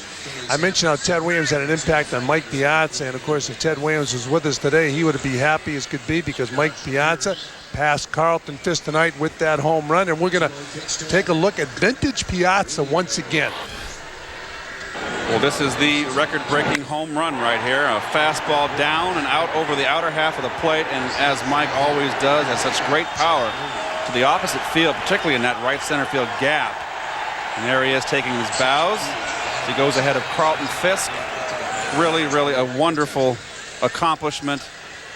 Something to be proud of, I'm sure, and he's going to add to it. He's going to add to this home run production. He's got more years to play. And they're going to help him out by getting him down to first base several times a year, along with catching him. And they'll keep him in the lineup. If he stays healthy, he's going to hit over 400 home runs. And how many as a catcher? I think he'll get over 400 as a catcher. It's just a magnificent career. He's the best hitting catcher I've ever seen. There's been some great hitting catchers, Carlton Fisk, Yogi Berra, Roy Campanella, Johnny Bench. There's quite a few of them. But That's the score here at Shea Stadium. We're in a rain delay. We're going to go back to our studios in Midtown Manhattan to John Giannone at our Something to be proud of, and he's got more left in him. And here's our Jeep game summary. Well, Piazza, of course, the home run in the first inning. Alfonso's RBI single in the second. And Jae Seo, who left the game with an injured finger. It was his fingernail that he split his fingernail, I believe, on his pitching hand. He was holding on to a 2-run lead at that time. So he is not the pitcher of record. And Ricky Bottalico came in and gave up the sacrifice fly, then got out of the jam. June 17th last year, Jae Seo had a similar injury pitching for the Mets, but Ricky Bottalico back on that mound, and you know what? He was just called up, and Keith, even though he's been successful in big leagues, an opportunity, and he's not going to stay in that clubhouse. No, he's eager to pitch. He had I thought he pitched well enough in spring, more than well enough to make the ball club, and it was just a numbers game, and here he is back up here. He went down to Tidewater, threw well, more than well, 7 scoreless innings in Tidewater, Norfolk. And here he is back in the big leagues. He said Jim Duquette was the key for him because other teams had talked to him, but he said Jim Duquette stayed in contact with him. It was the personal relationship that got Ricky Bottalico to sign up with the Mets, and now he's back in the big leagues, and he's going to take on Marquise Grissom, and Grissom takes outside. So it's 1 ball and no strikes on Grissom. So, Fran, in rain delays, usually we're talking in the middle of the rain delay. You don't bring your pitcher back in. So you have no problem with the reliever that just came in and threw 2/3 of an inning to bring him back in? No, and I'll bet you he would fight to go back out. I'm sure. I mean, I don't know. I never really paid attention to how pitching coaches work the pitchers. I was more concerned about getting hits. Yes, me. You're concerned about himself. I like that. Grissom hits a line drive right at Matsui. 1 down. So Bottalico gets Grissom. Number 12. Tyler Walker, former Met, warming up in the Giant bullpen. This Giant team has just been reshaped after 1 and 2 years. It's just unbelievable. It's a different ball club when you don't see Barry Bonds in the middle of this lineup. Well, they lost from last year alone. They lost Marvin Bernard, Jose Cruz Jr., Andres Galarraga, Sidney Ponson, Benito Santiago, Tim Worrell, Rick Aurelia. They lost a lot of people. I was kind of surprised they didn't sign Rich Aurelia, St. John's product, who grew up in the New York area. He's now in Seattle. There's Felipe Alou, had a contract extension with the Giants. He was an excellent player with the Giants. In fact, with the Giants, he and his brother Jesus and his other brother Matty. Look out! Whoa! Oh, we gotta get a shot at this. He's all right. He pulled a muscle. You help him up. Are you okay? The headset and everything went flying. You sure now? I saw that thing coming. I knew it had my name on it. Score that 5-3. I think Keith pulled a hamstring. Hit me right in the ribs. Did it? It got me. Thank God I am done my sit-ups. Did just dust it off. No big deal. But I did hit the turf. I saw it coming and I said, no, it's not coming this way. It's got to be above me or below me. And I said, oh no, here it comes. The headset went flying, but you're okay. That's good to know. I thought you really look at they're booing me.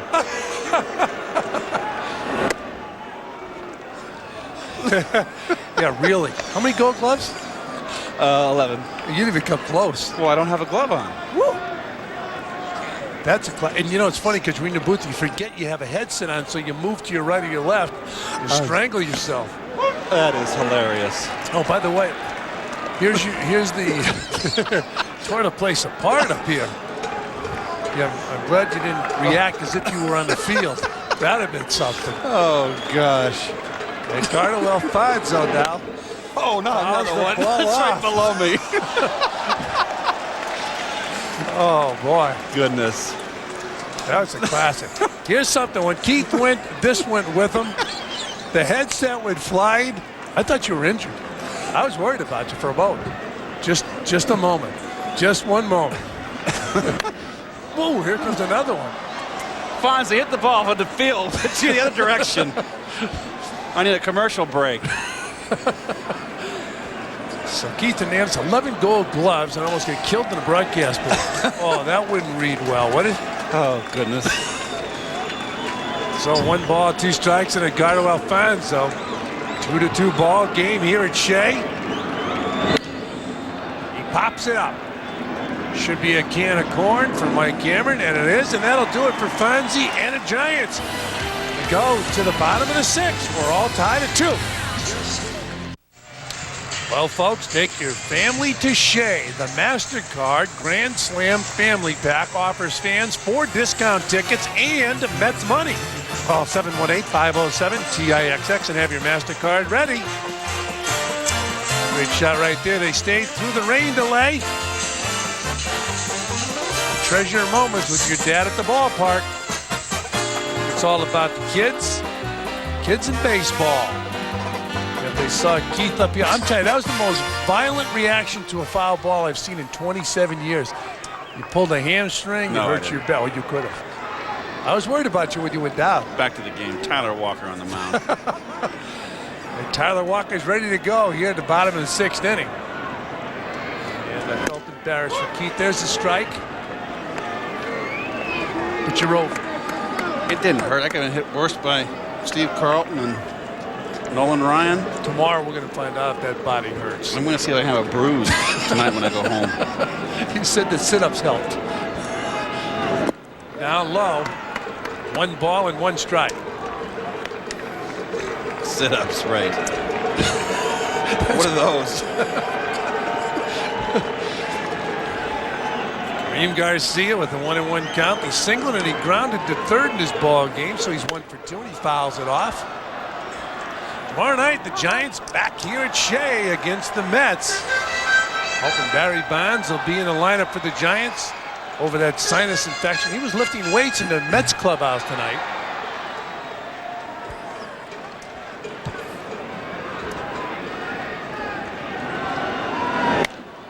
Popped up. Lazy fly ball. And an easy play for Jeff Hammond. So, 1 man down. The left fielder, number 43, Grissom. Shane Spencer. Fielder said, take it all the way. So with 1 man out, Shane Spencer will be the batter. He's over 2. He flied to right field and grounded to short.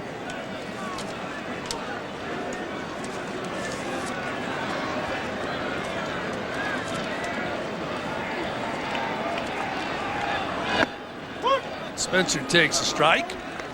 So it's no balls in 1 strike. Spencer on the last road trip hit his first Mets home run. Hits this ball hard, base hit, left field. So Shane Spencer picks up a hit. And the Mets have a base runner in a tied ball game here in the bottom of the 6th inning. Well, Shane here continues his torrid hitting here. Gets a fastball. He's got a bottom. He's got a little bit like Moises Alou, where he has his feet at the plate. Hits the ball right up at the plate. Been going the other way. Here he gets a pitch out over the middle and drives into left center field.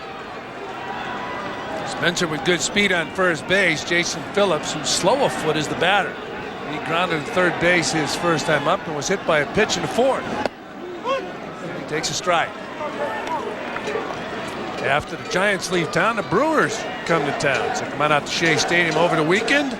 Some beautiful looking visors on Mother's Day. Sunday will be given out to the fans here at Shea. Mookie Wilson, former Met, he's managing the Mets organization, and a teammate of Keith Hernandez, will be here Saturday signing autographs. Mook was a very exciting player. Great speed. Hey, by the way, saw a buddy of yours out in California who was also on the team. Lenny Dykstra was at all 3 Dodger games at Dodger Stadium. So to pass along his best to Keith when he saw him. Lenny's another good man. Lenny very sweet. Got a sweet swing. Here we go. 1-1 and Jason Phillips. He'll be followed by Mike Cameron. That's what he told me when he was a rookie in spring training, and he goes, Keith, I gotta tell you, you got 3 swings. I said, thanks, Lenny. He was quite a character. Jason Phillips, who just came back, town where he grew up in San Diego, California. He swings through a pitch right there. So it's 1 ball and 2 strikes on Jason Phillips. Well, Jason last year, he's pulling off. It's a good slider and a good location. And towards the end of last year, when he kind of tapered a little bit, they started throwing in the breaking balls out of the strike zone. And he's got to try to lay off and make it be a strike. Easier said than done. Is this easier said than done? 5, 4, 3. Boy, they turned a tough double play right there. Hard slide from Shane Spencer. Nice turn by Brian Dallimore to make this a round the horn 5-4-3 double play. We're still tied at 2. Mets fans, tune in each week for the most complete breakdown of the new look Amazins. Mets Inside Pitch brings you interviews, team news, game recap, and analysis, plus each week's action highlights. Mets Inside Pitch, presented by Mercedes-Benz Tri-State Dealers, Thursday on MSG. You're looking at Shea Stadium from our center field camera. We're all tied at 2. We're going to the top of the 7th inning. And a reminder, weekday mornings at 5:30, join John Muller, Lynn. Well, John Franco in the ball game, so Ricky Bottalico is out after the rain delay. He went out there and did a good job. Now they're bringing the captain, John Franco, to take on these Giants. We're going to the top of the 7th inning. Keith is out with an injury. And back in is Ted Robinson. You did enjoy that, I noticed. I couldn't believe it. I've never seen anybody go down like that in the broadcast booth. I mean, I was impressed. I'm glad he didn't get hurt. You know the only thing hurt? Pride. Well, of course, as we see Franco getting ready to face Tucker, then Torrealba and Nefi Perez. Of course, you broadcast as well at Old Tiger Stadium. The broadcast booths were literally right on top of home plate, and I used to bring a glove. It's the only way I would broadcast a game there was with my glove. I agree. For protection. Michael Tucker fly to deep left and singled. That was against Jae Seo. That's going to be chased by Spencer, but be out of play. So went 4 1/3, then left with a problem on his pitching hand.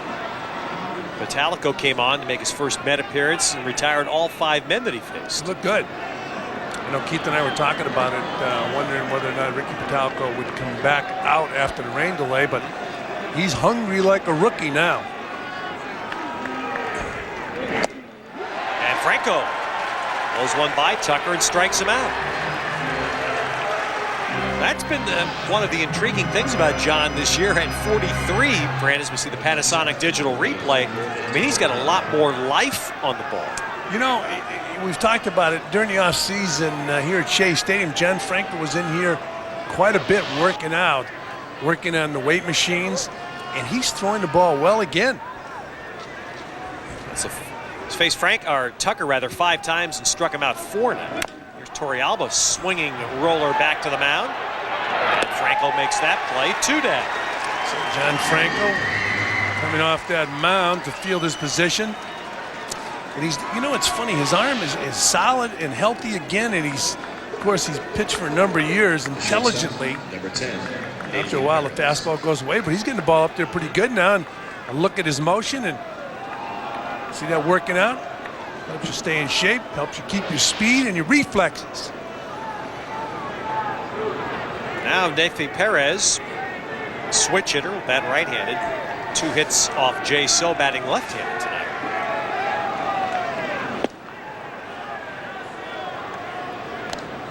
What are you talking about? What a mistake Nefi Perez made when he didn't sign that contract, Ted. In Colorado. Oh, what a mistake. They raved about it. They raved about his defense and his offense.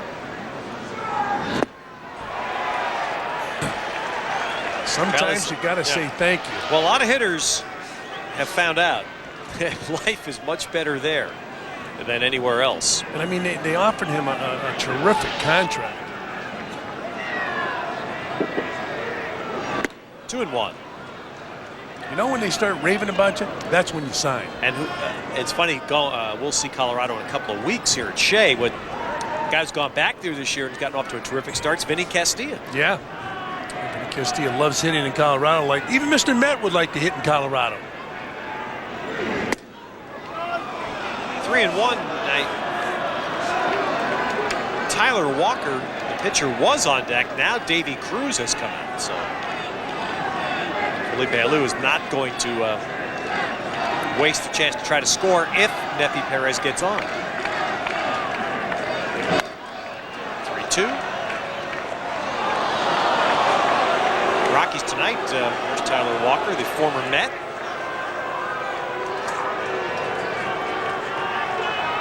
He'll come back out to work the 7th, we presume, if Franco gets Perez. Colorado won tonight 2-0 in Montreal.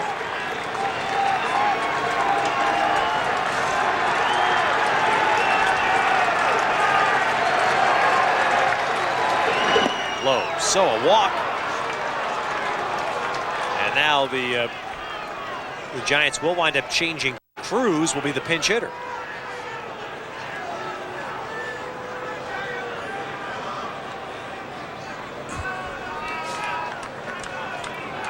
Seven-year veteran, started at shortstop last night.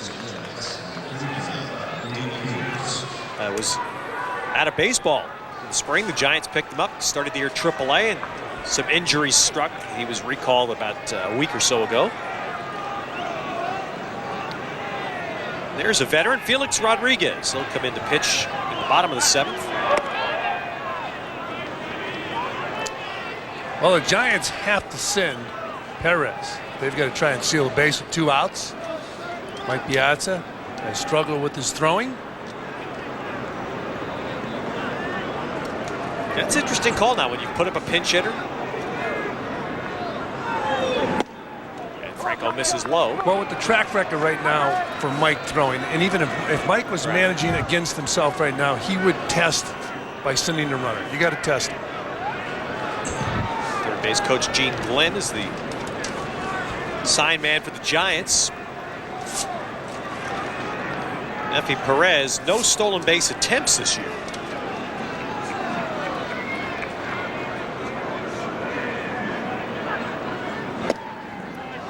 Franco missing outside, so it's 2-0 to the pinch hitter.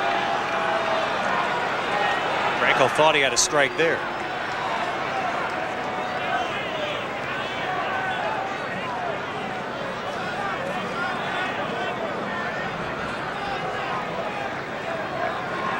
A 2-2 game here in the 7th, so a little 2-out nervousness on the Mets side.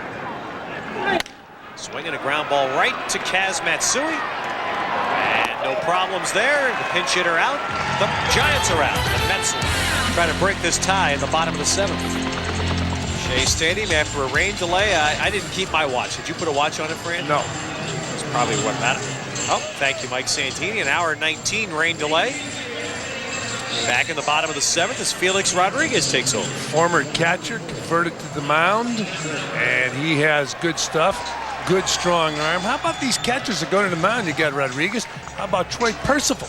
Yep. These guys can throw bullets. Ricky Bottalico doesn't throw bullets anymore, perhaps, but same he did. story. He Was a hard. catcher, right?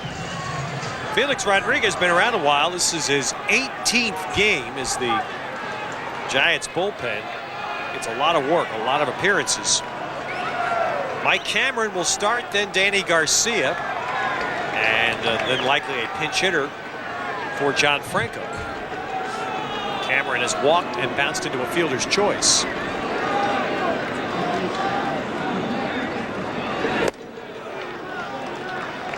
Rodriguez throws to almost to the mid-90s. The challenge that he's long faced, and the Giants have tried to get him to mix in other pitches. Never really been able to develop a changeup. Now they say this spring they finally got him throwing a fastball that moves a little bit and trying to throw a slider. You can see, he has a good arm. So if he had trouble hitting, which obviously he did, they put him on the mound and he throws that straight fastball. Now you got to teach him something. You got to teach him a breaking ball. Troy Percival, another guy that throws very, very hard, who was a catcher, as I mentioned a moment ago. He relies on his overpowering fastball.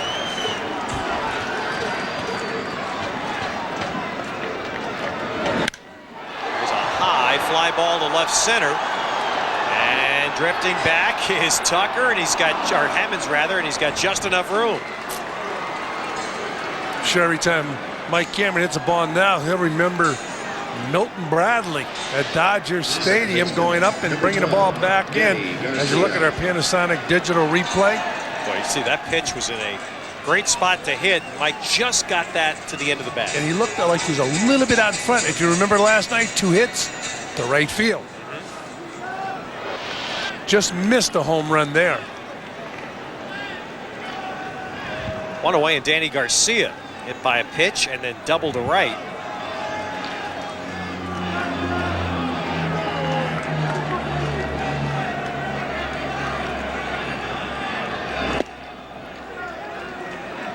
Felix Rodriguez, Met fans will remember it.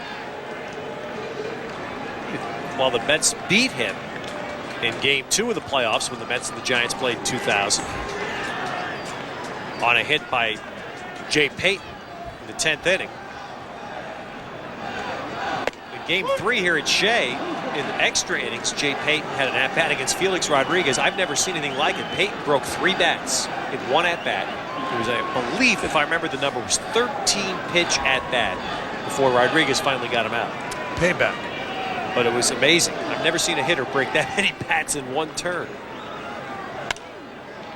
That'll be out of play off Garcia's bat, 1-2. I'll bet you Al Leiter's broken 3 bats.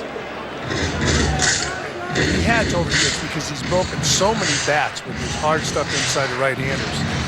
Heck, Tom Seaver and Jerry Kuzma, they told me that they used to bet. They would select a certain hitter for a certain team, and they would bet that they could break his bat. As you look at David Weathers, imagine pitching in the major leagues and a little wager with a teammate about breaking bats. I'd say that's confidence. Garcia just trying to protect, and pops one to JT Snow, 2 down. So Eric Valent will now come up to pinch hit. Weathers, well, let's see. Nope, they pull Valent back. And with nobody on base, it'll be Jeff Duncan instead. So they'll save Eric Valent. They'll have Jeff Duncan swing that bat against Rodriguez. Duncan batting .71. Mets working with Duncan early in the day, working on the bunt, working on his hitting.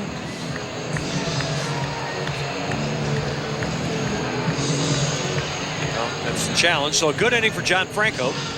Weathers will take over in the 8th. And combination for the Mets, it was Jae Weong Seo's early departure tonight, and now the rain on the San Francisco side is going to turn this into a battle of the bullpens.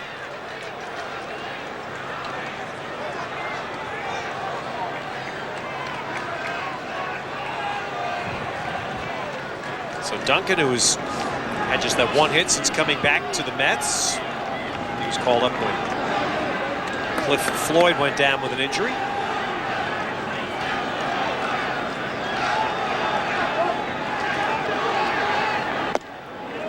Draws the third baseman Alfonso in on ball 1. Such a temptation to take that bat when they charge like that and push it. We're talking with Keith before. I couldn't believe the teams would still bunt the ball, and Keith Hernandez was almost shaking hands with the bunter. And I asked him, I said, what would happen if they started, slashing at the ball? He said, I wouldn't be able to be as aggressive. But they continued to bunt.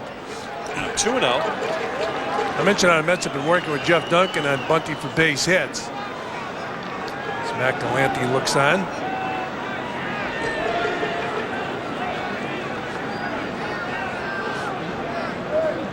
Well, it's a weapon that for Jeff Duncan could accelerate his chances of staying here full time. Well, he's got the speed. Yeah, well, I never could understand how a player who could run wouldn't work on bunting for a base hit. Get you out of a slump. Get you out of a slump. Also, in a situation like this, it's 2-0, and you got Fonzie weighing on the grass, respecting the speed, and it gives you an opportunity to take a rip and hit the ball by him. Also, I think a lost art is the drag bunt for left-handers. I think the prettiest bunt of ball is when a left-hander drags the ball to the right side. You don't see it very often anymore.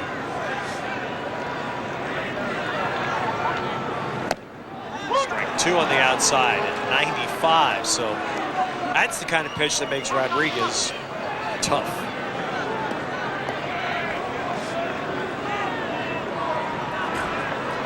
And it's 2-2 to Duncan.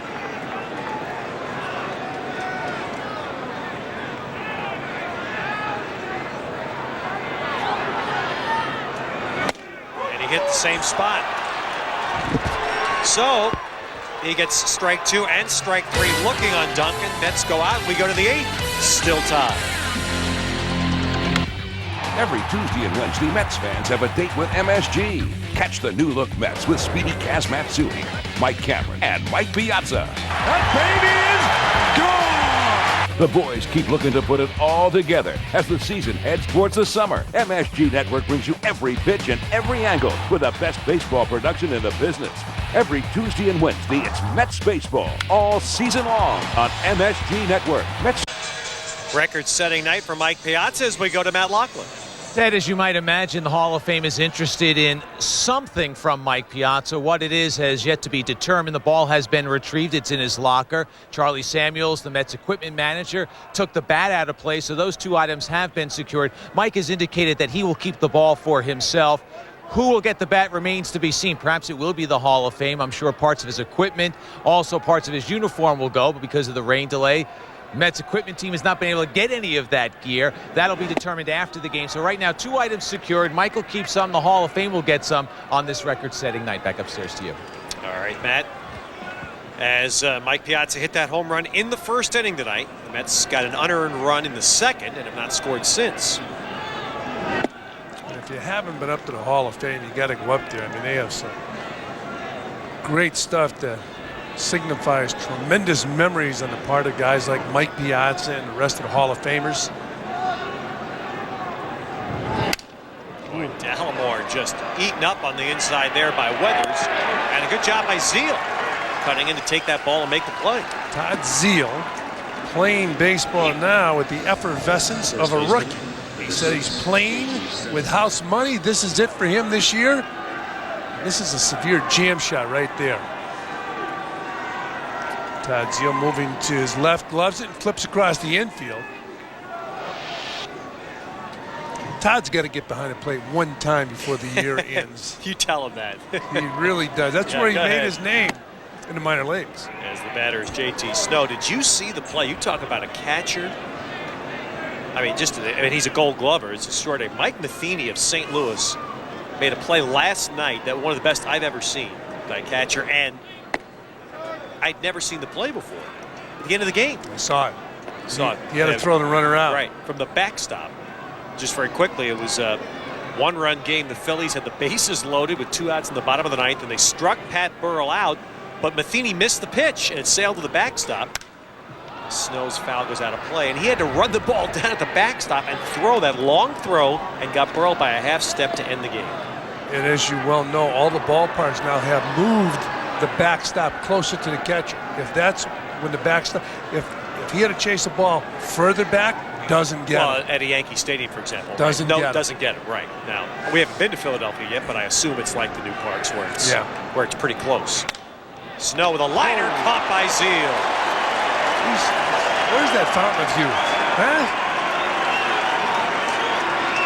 Todd's quicker now than he's ever been. Center fielder. Let's not get giddy. But I figure since 2 in a row. But it's been a nice run for him. Yes, it has so far this year. Good move by the Mets picking up Todd Zeal. He's filled a few holes already this year and has really helped out with his bat. Grissom, who's 0 for 3. Just looking at the sheet here. David Weathers, who's been a real workhorse for the Mets, is on pretty much the same pace he's been on in recent years, about 80 games. This is the 14th game that he's pitched in. But think about Felix Rodriguez is in his 18th. And San Francisco has 2 other relievers who've been in 17. And Rodriguez, of course, relies on an overpowering fastball. David Weathers doesn't get it up there as quickly as that guy does. I mean, that's an incredible amount of work for him. Rodriguez, 18 out of 28 games he's pitched. Usually you kind of baby those guys that throw the ball that hard. He won't last. I mean, it's right. again, we talk about this all the time. The history of the game shows there's only been one guy that's been able to pitch in 100 games, and that was Mike Marshall, who was obviously a freak of nature. I mean, he threw over 200 innings in relief that one year for the Dodgers. What a Cy Young award. 2-2 now. Good slider here to Grissom. Well, breaking right out of the strike zone as Grissom chases a bad ball.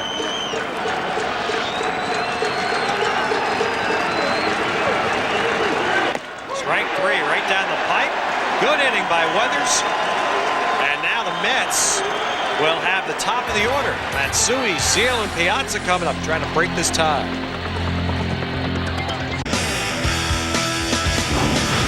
This Mother's Day, take your mom to Shea.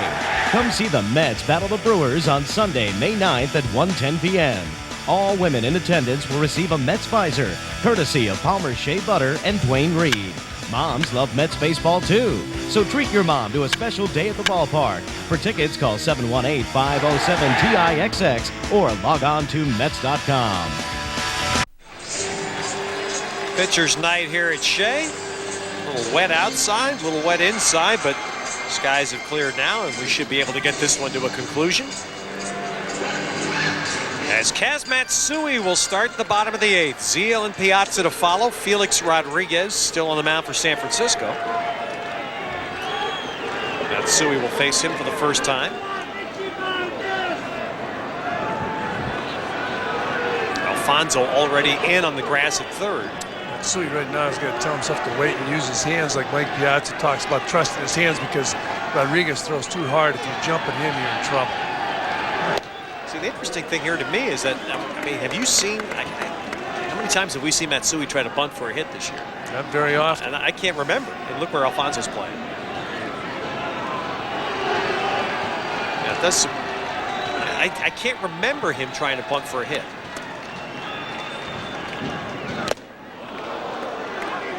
Well, it's funny.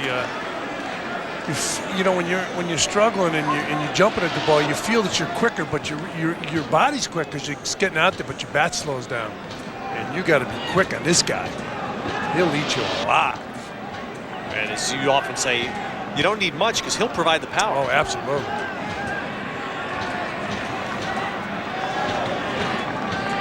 In fact, it's funny. Major leaguers have always been concerned about their bat speed, so they're working their bat speed.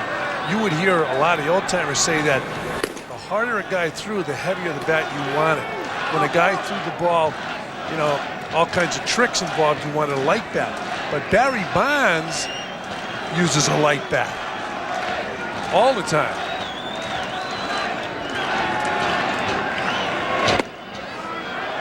Wow, I'm not sure where that missed. The Mets will take it 3-1. That looks like a pretty good pitch. Yeah, that's a good pitch too, Matt. So did it get the plate? It was high enough. If it was over the plate, that's what they yelled for a dugout. If it was high enough, if it was over the plate, it was a strike, because you don't know in the dugout if it's over the plate.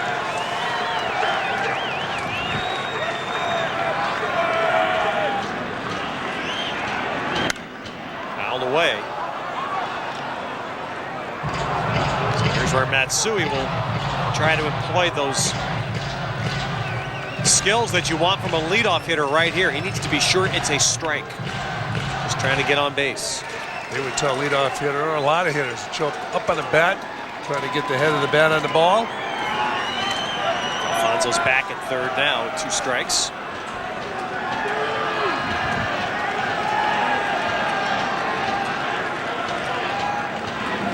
Got him. So Matsui strikes out. You wonder what a guy like Barry Bonds thinks when he sees players down at the end of the bat. You see Matsui down at the end of the bat, just tough to catch up with Rodriguez. Although it's a good swing, he just couldn't catch up with it.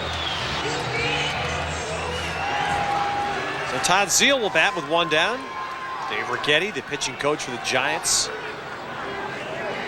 talking to his bullpen. Zeal has gone out to center field all 3 times tonight. Dave Righetti and Al Leiter, very close friends from the days of the Yanks. Dave was a mentor to a young Al Leiter. I had the privilege of broadcasting the game that Dave Righetti threw a no-hitter. Is that right? July 4th. 1983. And he, amazingly, the final out struck out Wade Boggs. He told me that he was in the clubhouse changing his shirt in the middle of the game and he heard me mention that dreaded word. He said he couldn't believe his ears when he heard an announcer say it. I was on with Mel Allen at the time. Mentioned the word no-hitter. Superstitious guy you are, huh? I'll never forget that. I interviewed him at the end of the game in the post-game show, and I was a little bit concerned about hearing those words in the clubhouse.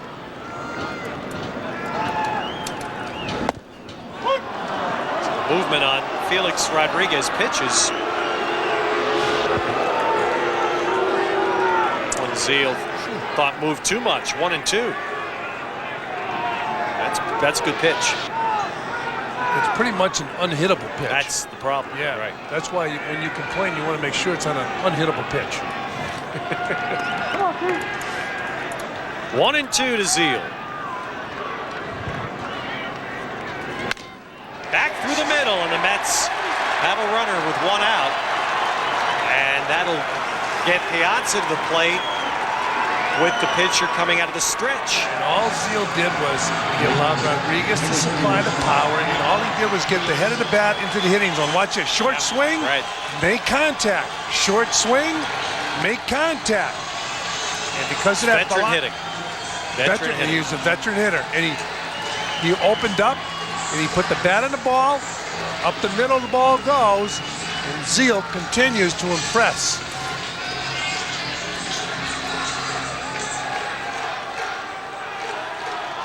So Mike Piazza, with his record-breaking home run in the first inning tonight, then struck out twice against Jerome Williams, the starter. Piazza has 13 at-bats against Felix Rodriguez. It's an awful lot for a short reliever. 3 hits, no homers. But if he gets that ball on the head of the bat, the barrel of the bat, Rodriguez will supply all the power he needs. Piazza now with 5 home runs. His historic home run tonight, going ahead of Carlton Fisk by 1. He's all alone for now. There's the bullpen, left to Scott Air, and their closer, Matt Herges. Mike takes the fastball.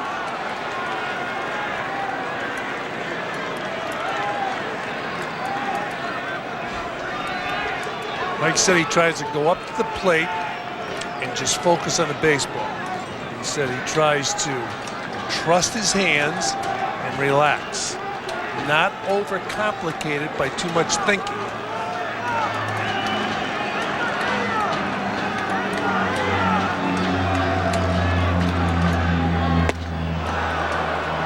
Wow, Barry Peck down and in to a right-hander. What a nasty pitch. 95-mile-per-hour heater with movement.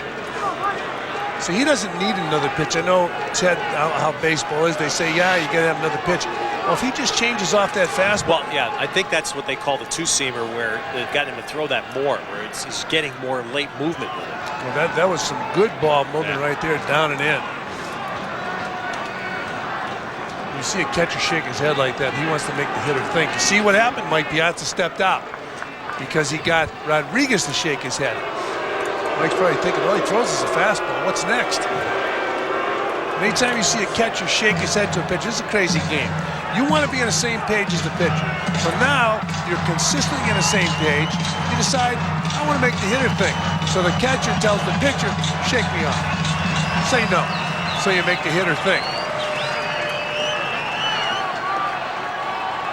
Felipe Alou looking at matchups. He's seeing that left-hander Kareem Garcia is on deck. He's got a left-hander in the bullpen.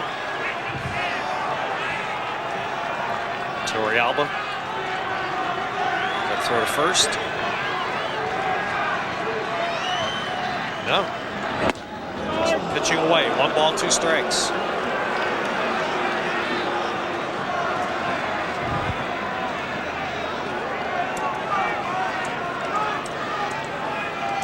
For a hitter like Mike, this is not a bad situation because, again, he's seen Rodriguez enough through the years. And knows what's coming. He's sitting on a fastball right now.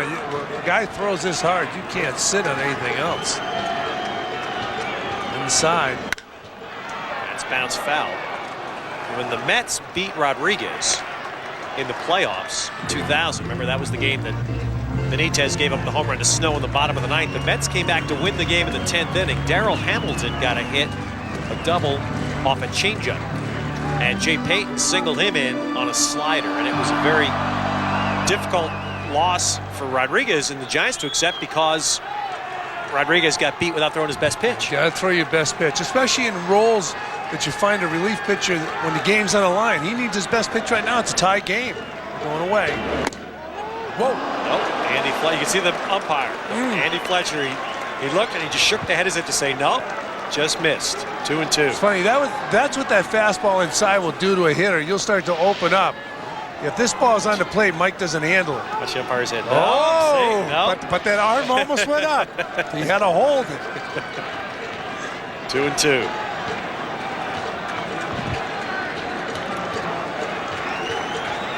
See if the Giants go back to that same spot. No, going in and missed. So now it's a full count. And, well, that's a dilemma you come up with the Mets here. You don't have speed in play either at first or at the plate. So do you start the runners to try to stay out of a double play? Well, obviously Art Howe has the option of starting Todd Zeile. We don't know how Todd's legs are, but it'd be a good idea to put him in motion. Mike Piazza's the guy, usually when he has his A game as a hitter, doesn't strike out a whole lot.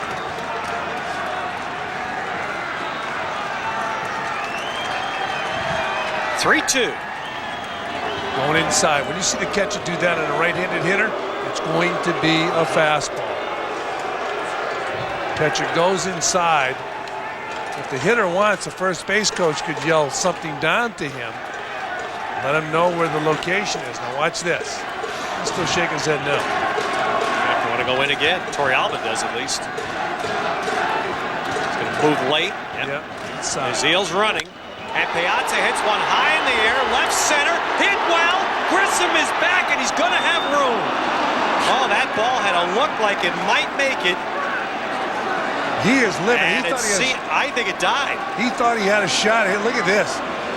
Quite a reaction from Mike Piazza. He doesn't show much emotion on balls he hit. Look at this. Well, I'm telling you, I think that ball died at the end because the way Grissom looked as well, I think he was surprised. Yeah, I thought it had a shot going out, but watch this. Mike Piazza just missed it. But he's hoping that something happens out there, and he came up short. But I'd never seen Mike as animated as he is here. Well, what a terrific at-bat battle that ended up being.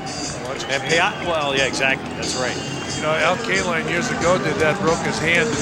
He was a very easygoing guy, broke his hand running the bat in a bat rack. And missed a lot of playing time. Mike was hitting that hand all over the place. But that's a good at-bat. I mean, all you can do if you're Piazza, he got a pitch to hit and he hit it. And I liked his, you don't want to see him hurt himself, but you like the reaction he gave. He was animated because he wasn't able to do something with that pitch. All right, pitching change now. They're going lefty-lefty. Scott Air coming on to face Karim Garcia after Rodriguez goes an inning and 2/3. The last time the San Francisco Giants were here, of course, was the night of the blackout. And while they were stranded for 6 hours in the parking lot at Shea, veteran left-handed reliever Scott Air decided to do something, well, I've never heard of it before. He climbed to the top of the scoreboard at Shea Stadium. With his teammates watching mostly in disbelief, he climbed all the way to the very top of the huge right field board. As Karim Garcia fouls it back. Can you give a reason why?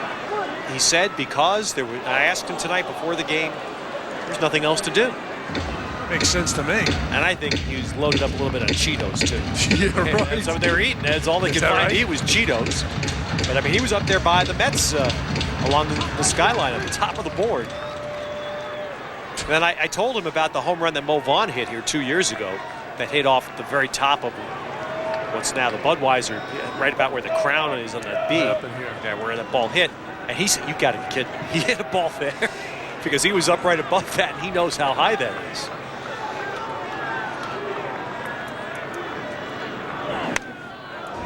Air has been a pretty serviceable veteran lefty. He started this year on the disabled list. Since coming off, he's not given up a hit. Garcia has hit lefties well.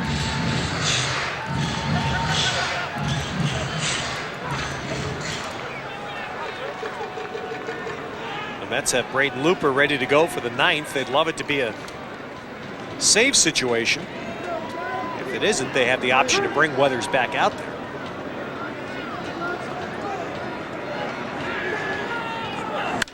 Garcia, left center field. That's going to be a base hit. Zeal will stop at second. Well, this brings up an interesting situation. I assume we'll see another pitching change here. Art Howe's a little hamstrung right now because I think he'd love to run for Todd Zeal. How about this hitting right here again against a left-hander? And they're going to run for Todd Zeal. Joe McEwing's going to be out there. But you see this, Karim Garcia has had a lot of success this year against left-handed pitching. He hangs in here. There he picks up a base hit, so the Mets have runners on first and second. A good inning once again by Karim Garcia. And also, let's not forget Todd Zeal. Yeah, you would think that that's a ball on which a runner should get the third with 2 outs, but Todd just doesn't have that kind of speed at this age. Well, now with the tying run in scoring position, McEwing runs for him. Right-hander Matt Herges will come in from the Giants bullpen to face Shane Spencer when we come back. Now tomorrow night we flip over to Fox Sports Net. We hope you'll join us. It's available in high def, only on cable. Final game of the series. Terrific pitching matchup. Al Leiter against Jason Schmidt. Matty Lochner will be along at 6:30. We'll have the game for you at 7 with first pitch at 10 past tomorrow on Fox Sports Net. The 34-year-old Matt Herges has been in this game a long time. Actually, long enough, he was a replacement player 9 years ago. If you can remember that. And for the first time in his career, he's being used as a closer. Now, this is a guy that was released last spring by Montreal. Picked up by San Diego, traded for minor leaguers by the Padres to the Giants, and this year, because of injury and loss to free agency of various people, Scott Air not enjoying this as much as he did climbing the scoreboard last year. But Matt Herges is now the closer, and he has done a terrific job the first month of the year. And here's a situation where Shane Spencer's had a lot of success with that .351 average going the other way. So Spencer facing Herges for the first time ever. So he doesn't know much about this guy. Herges is a National League pitcher. Spencer's been an American League hitter. Joe McEwing, back after his ankle sprain, is out there running for Zeal. And Garcia's at first.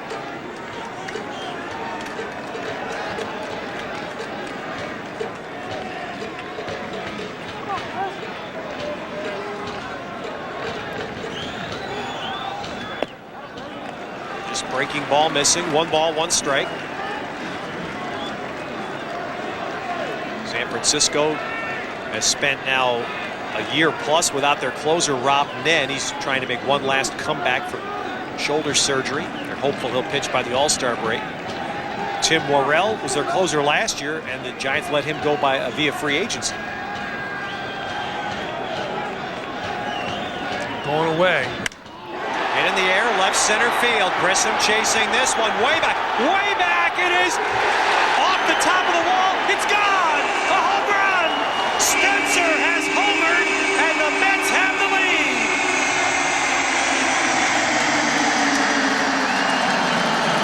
Shane Spencer with a 3-run homer, and the Mets lead it 5-2. So much for knowing the pitcher. Shane Spencer waited and hit the ball straight away center field. A long home run, and he continues to impress National League pitching. Here it is again. Ball out over the plate, and Spencer hits it right over the center field wall, over 400 feet from home plate. And a dramatic home run. He gets curtain call. His second home run as a Met. And somewhere in that dugout, well, in that dugout, there's a lot of unhappiness. Right there, there's joy. And for Mike Piazza, there has to be mixed feelings right now. Joy because the Mets have the lead, but wondering what the heck he did wrong. Yeah. How did Spencer get his ball out to the same place where Piazza's appeared to just die? And Mike just missed hitting a home run, and he was quite animated when that ball was caught. But Shane Spencer delivers in a big way here in the bottom of the 8th inning. And a great job as well by Gary Cedarstrom, the third base umpire. He's the guy that ran out there to view that ball and make the immediate call that it was a home run. And we like to make sure we do that because that's been a vast improvement the last couple of years in the umpires. The hustle to the outfield to be in the right position to make those calls. Great, well done. I'll tell you what, Shane Spencer took nothing for granted. He was flying. They had to slow him down when he was between second and third. They wanted to tell him, enjoy it.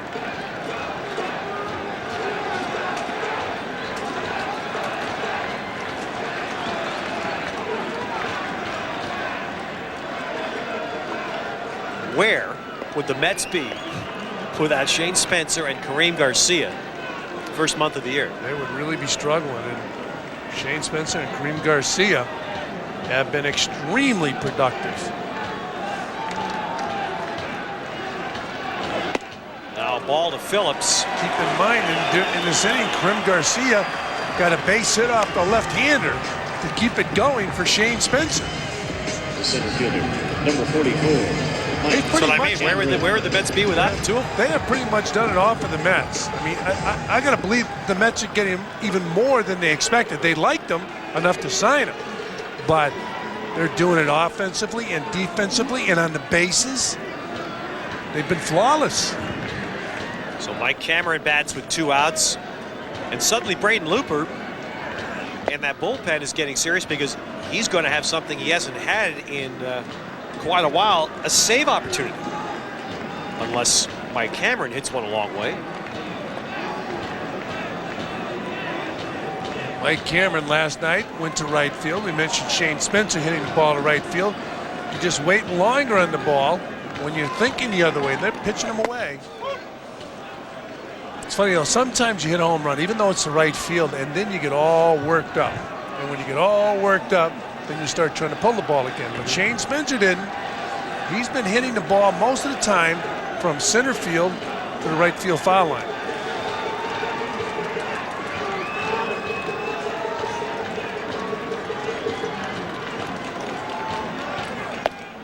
Strike. This is a tough time for Herges. Any guy that's a closer, when you give it up and then you have to keep pitching, it's hard. And normally Dave Righetti, who knows that feeling as well as anybody, would be out there on the mound to talk to a guy like Herges, but Dave Righetti blew his knee out skiing just before spring training. He can't make a trip to the mound. You're in trouble when the pitching coach can't walk. Well, look at this. Cameron just took the save away. Cameron, his 6th of the year, and the Mets lead 7-2.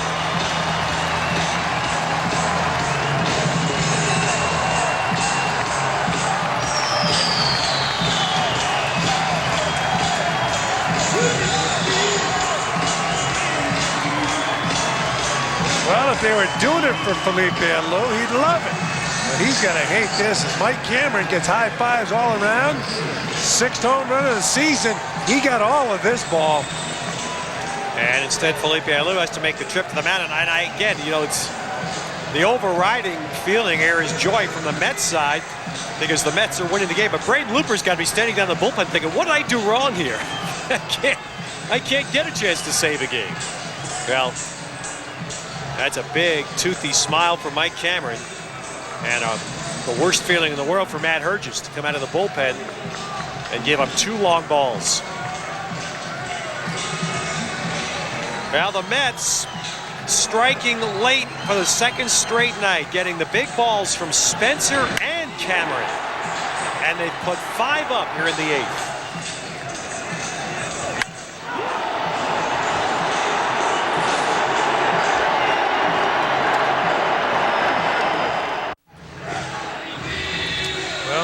Mike Cameron hit the ball a ton. He got all of it. After watching his son play Little League ball a couple days ago, he said he realized this game should be fun.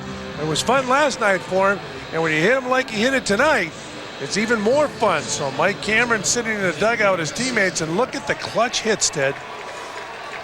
Well, that's a story. I mean, that breaks a team out normally better than anything. The 2-out hits, we've said it repeatedly, but it is so true. And the other thing, and Denny Walling was talking about this before the game tonight, you know, the thing you really want when you're trying to break out of a slump is extra base hits. And the Mets got the home run from Cameron late last night, and 2 home runs here in this 8th inning with 2 outs to take the lead. And that's the worst feeling in the world right there.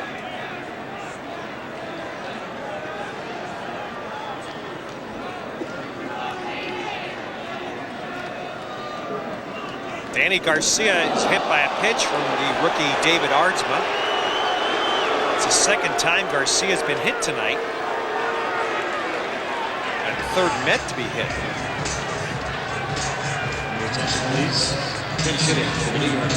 And now David Weathers will get a pinch hit for by Eric Valent. That ball got away right there and hit Danny Garcia.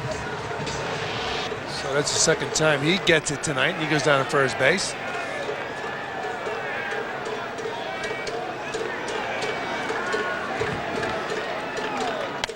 And Valent, the looper shallow left. That's going to fall.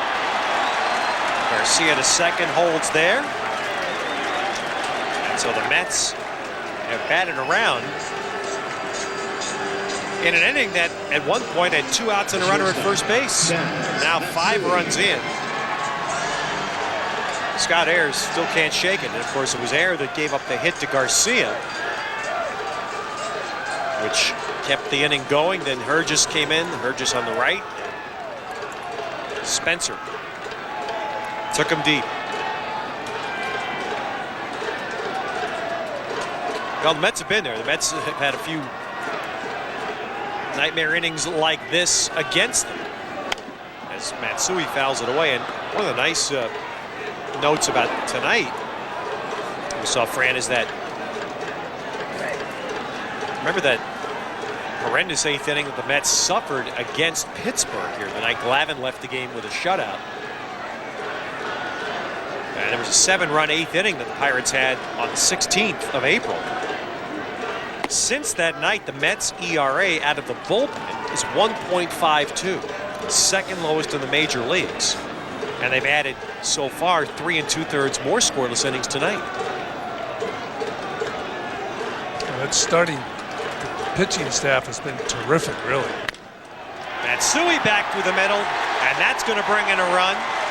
This inning started with Matsui singling, or excuse me, with Matsui striking out, but now he singles in Danny Garcia, and it's 8-2.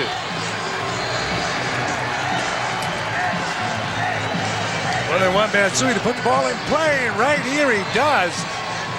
Oh, it's knee high, running off the plate outside. He puts it in play right back up the middle, and Matsui picks up an RBI, and the Mets now lead the Giants 8-2.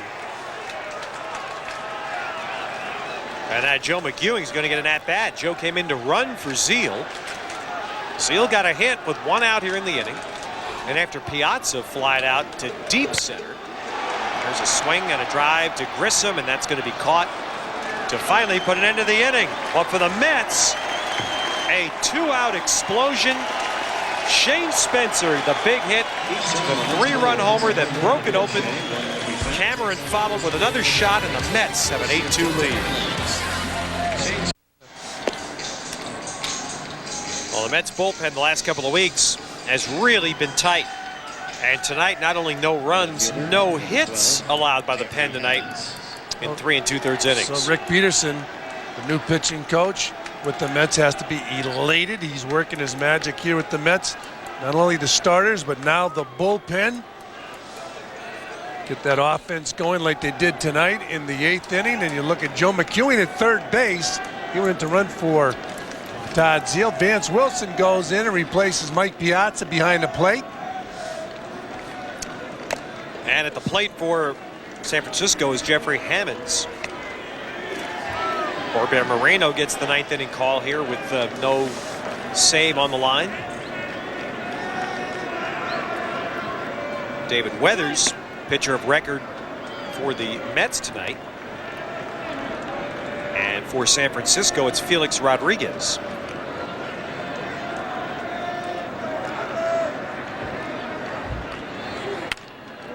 Boy, that ball ran in nasty on the hands of Hammonds, and there's one down. Good way to get the first out in the 9th inning. Overmatched Jeffrey Hammonds, as Ted mentioned, that ball running in. Now watch Hammonds. He starts and realizes he can't catch up to it. Ball just beats him. Tried to check his swing, but it was too late.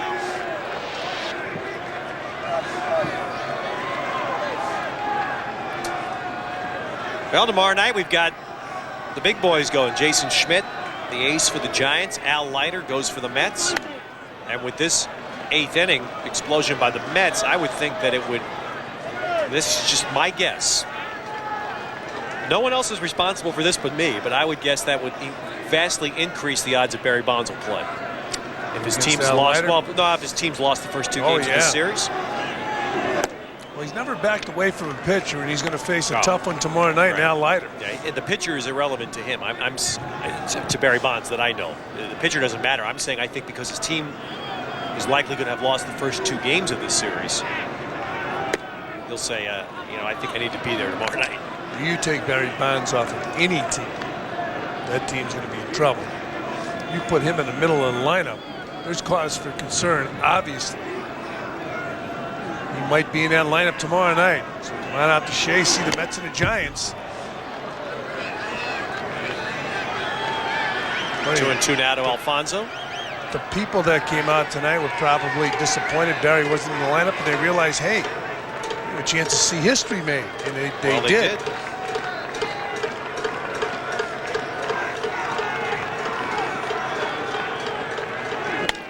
As Alfonso hits one to first, Phillips makes the play. They saw history. Keith Hernandez knocked over by a foul ball. Oh, it was embarrassing. We had to apologize for the broadcast booth.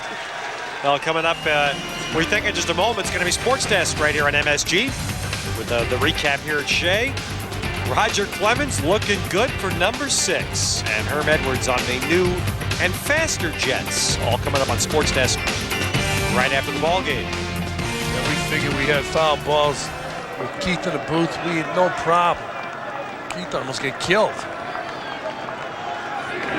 Tucker fouls it back. Not only is Clemens out there tonight, David Wells started for San Diego tonight and got the win as the Padres won 2-0 in Atlanta. Now, I don't know if Wells finished the game, but obviously at the front end of a shutout there. And saw the Dodgers got shut out as well. Brad Penny for the Marlins, 2-0 they win. And Arizona beat the Cubs for the 2nd straight night, and they beat Kerry Wood tonight, 2-0 at Wrigley Field.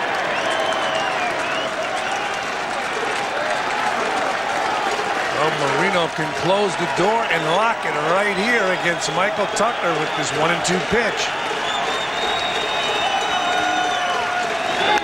That's foul. You know who pitched for Arizona that game which they shut the Cubs out? Rookie Casey Daigle, who's engaged to Jenny Finch, the softball star pitcher for the United States, who was here last night at Shea. She was going to Chicago to watch him pitch tonight.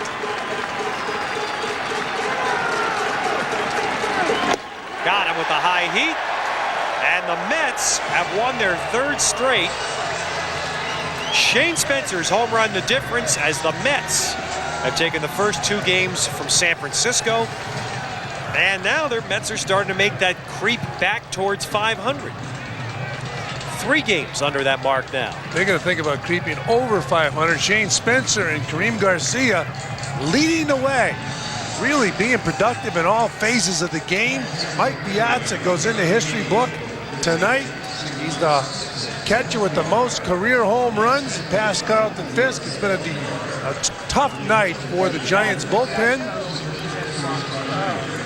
High fives all around for the New York Mets.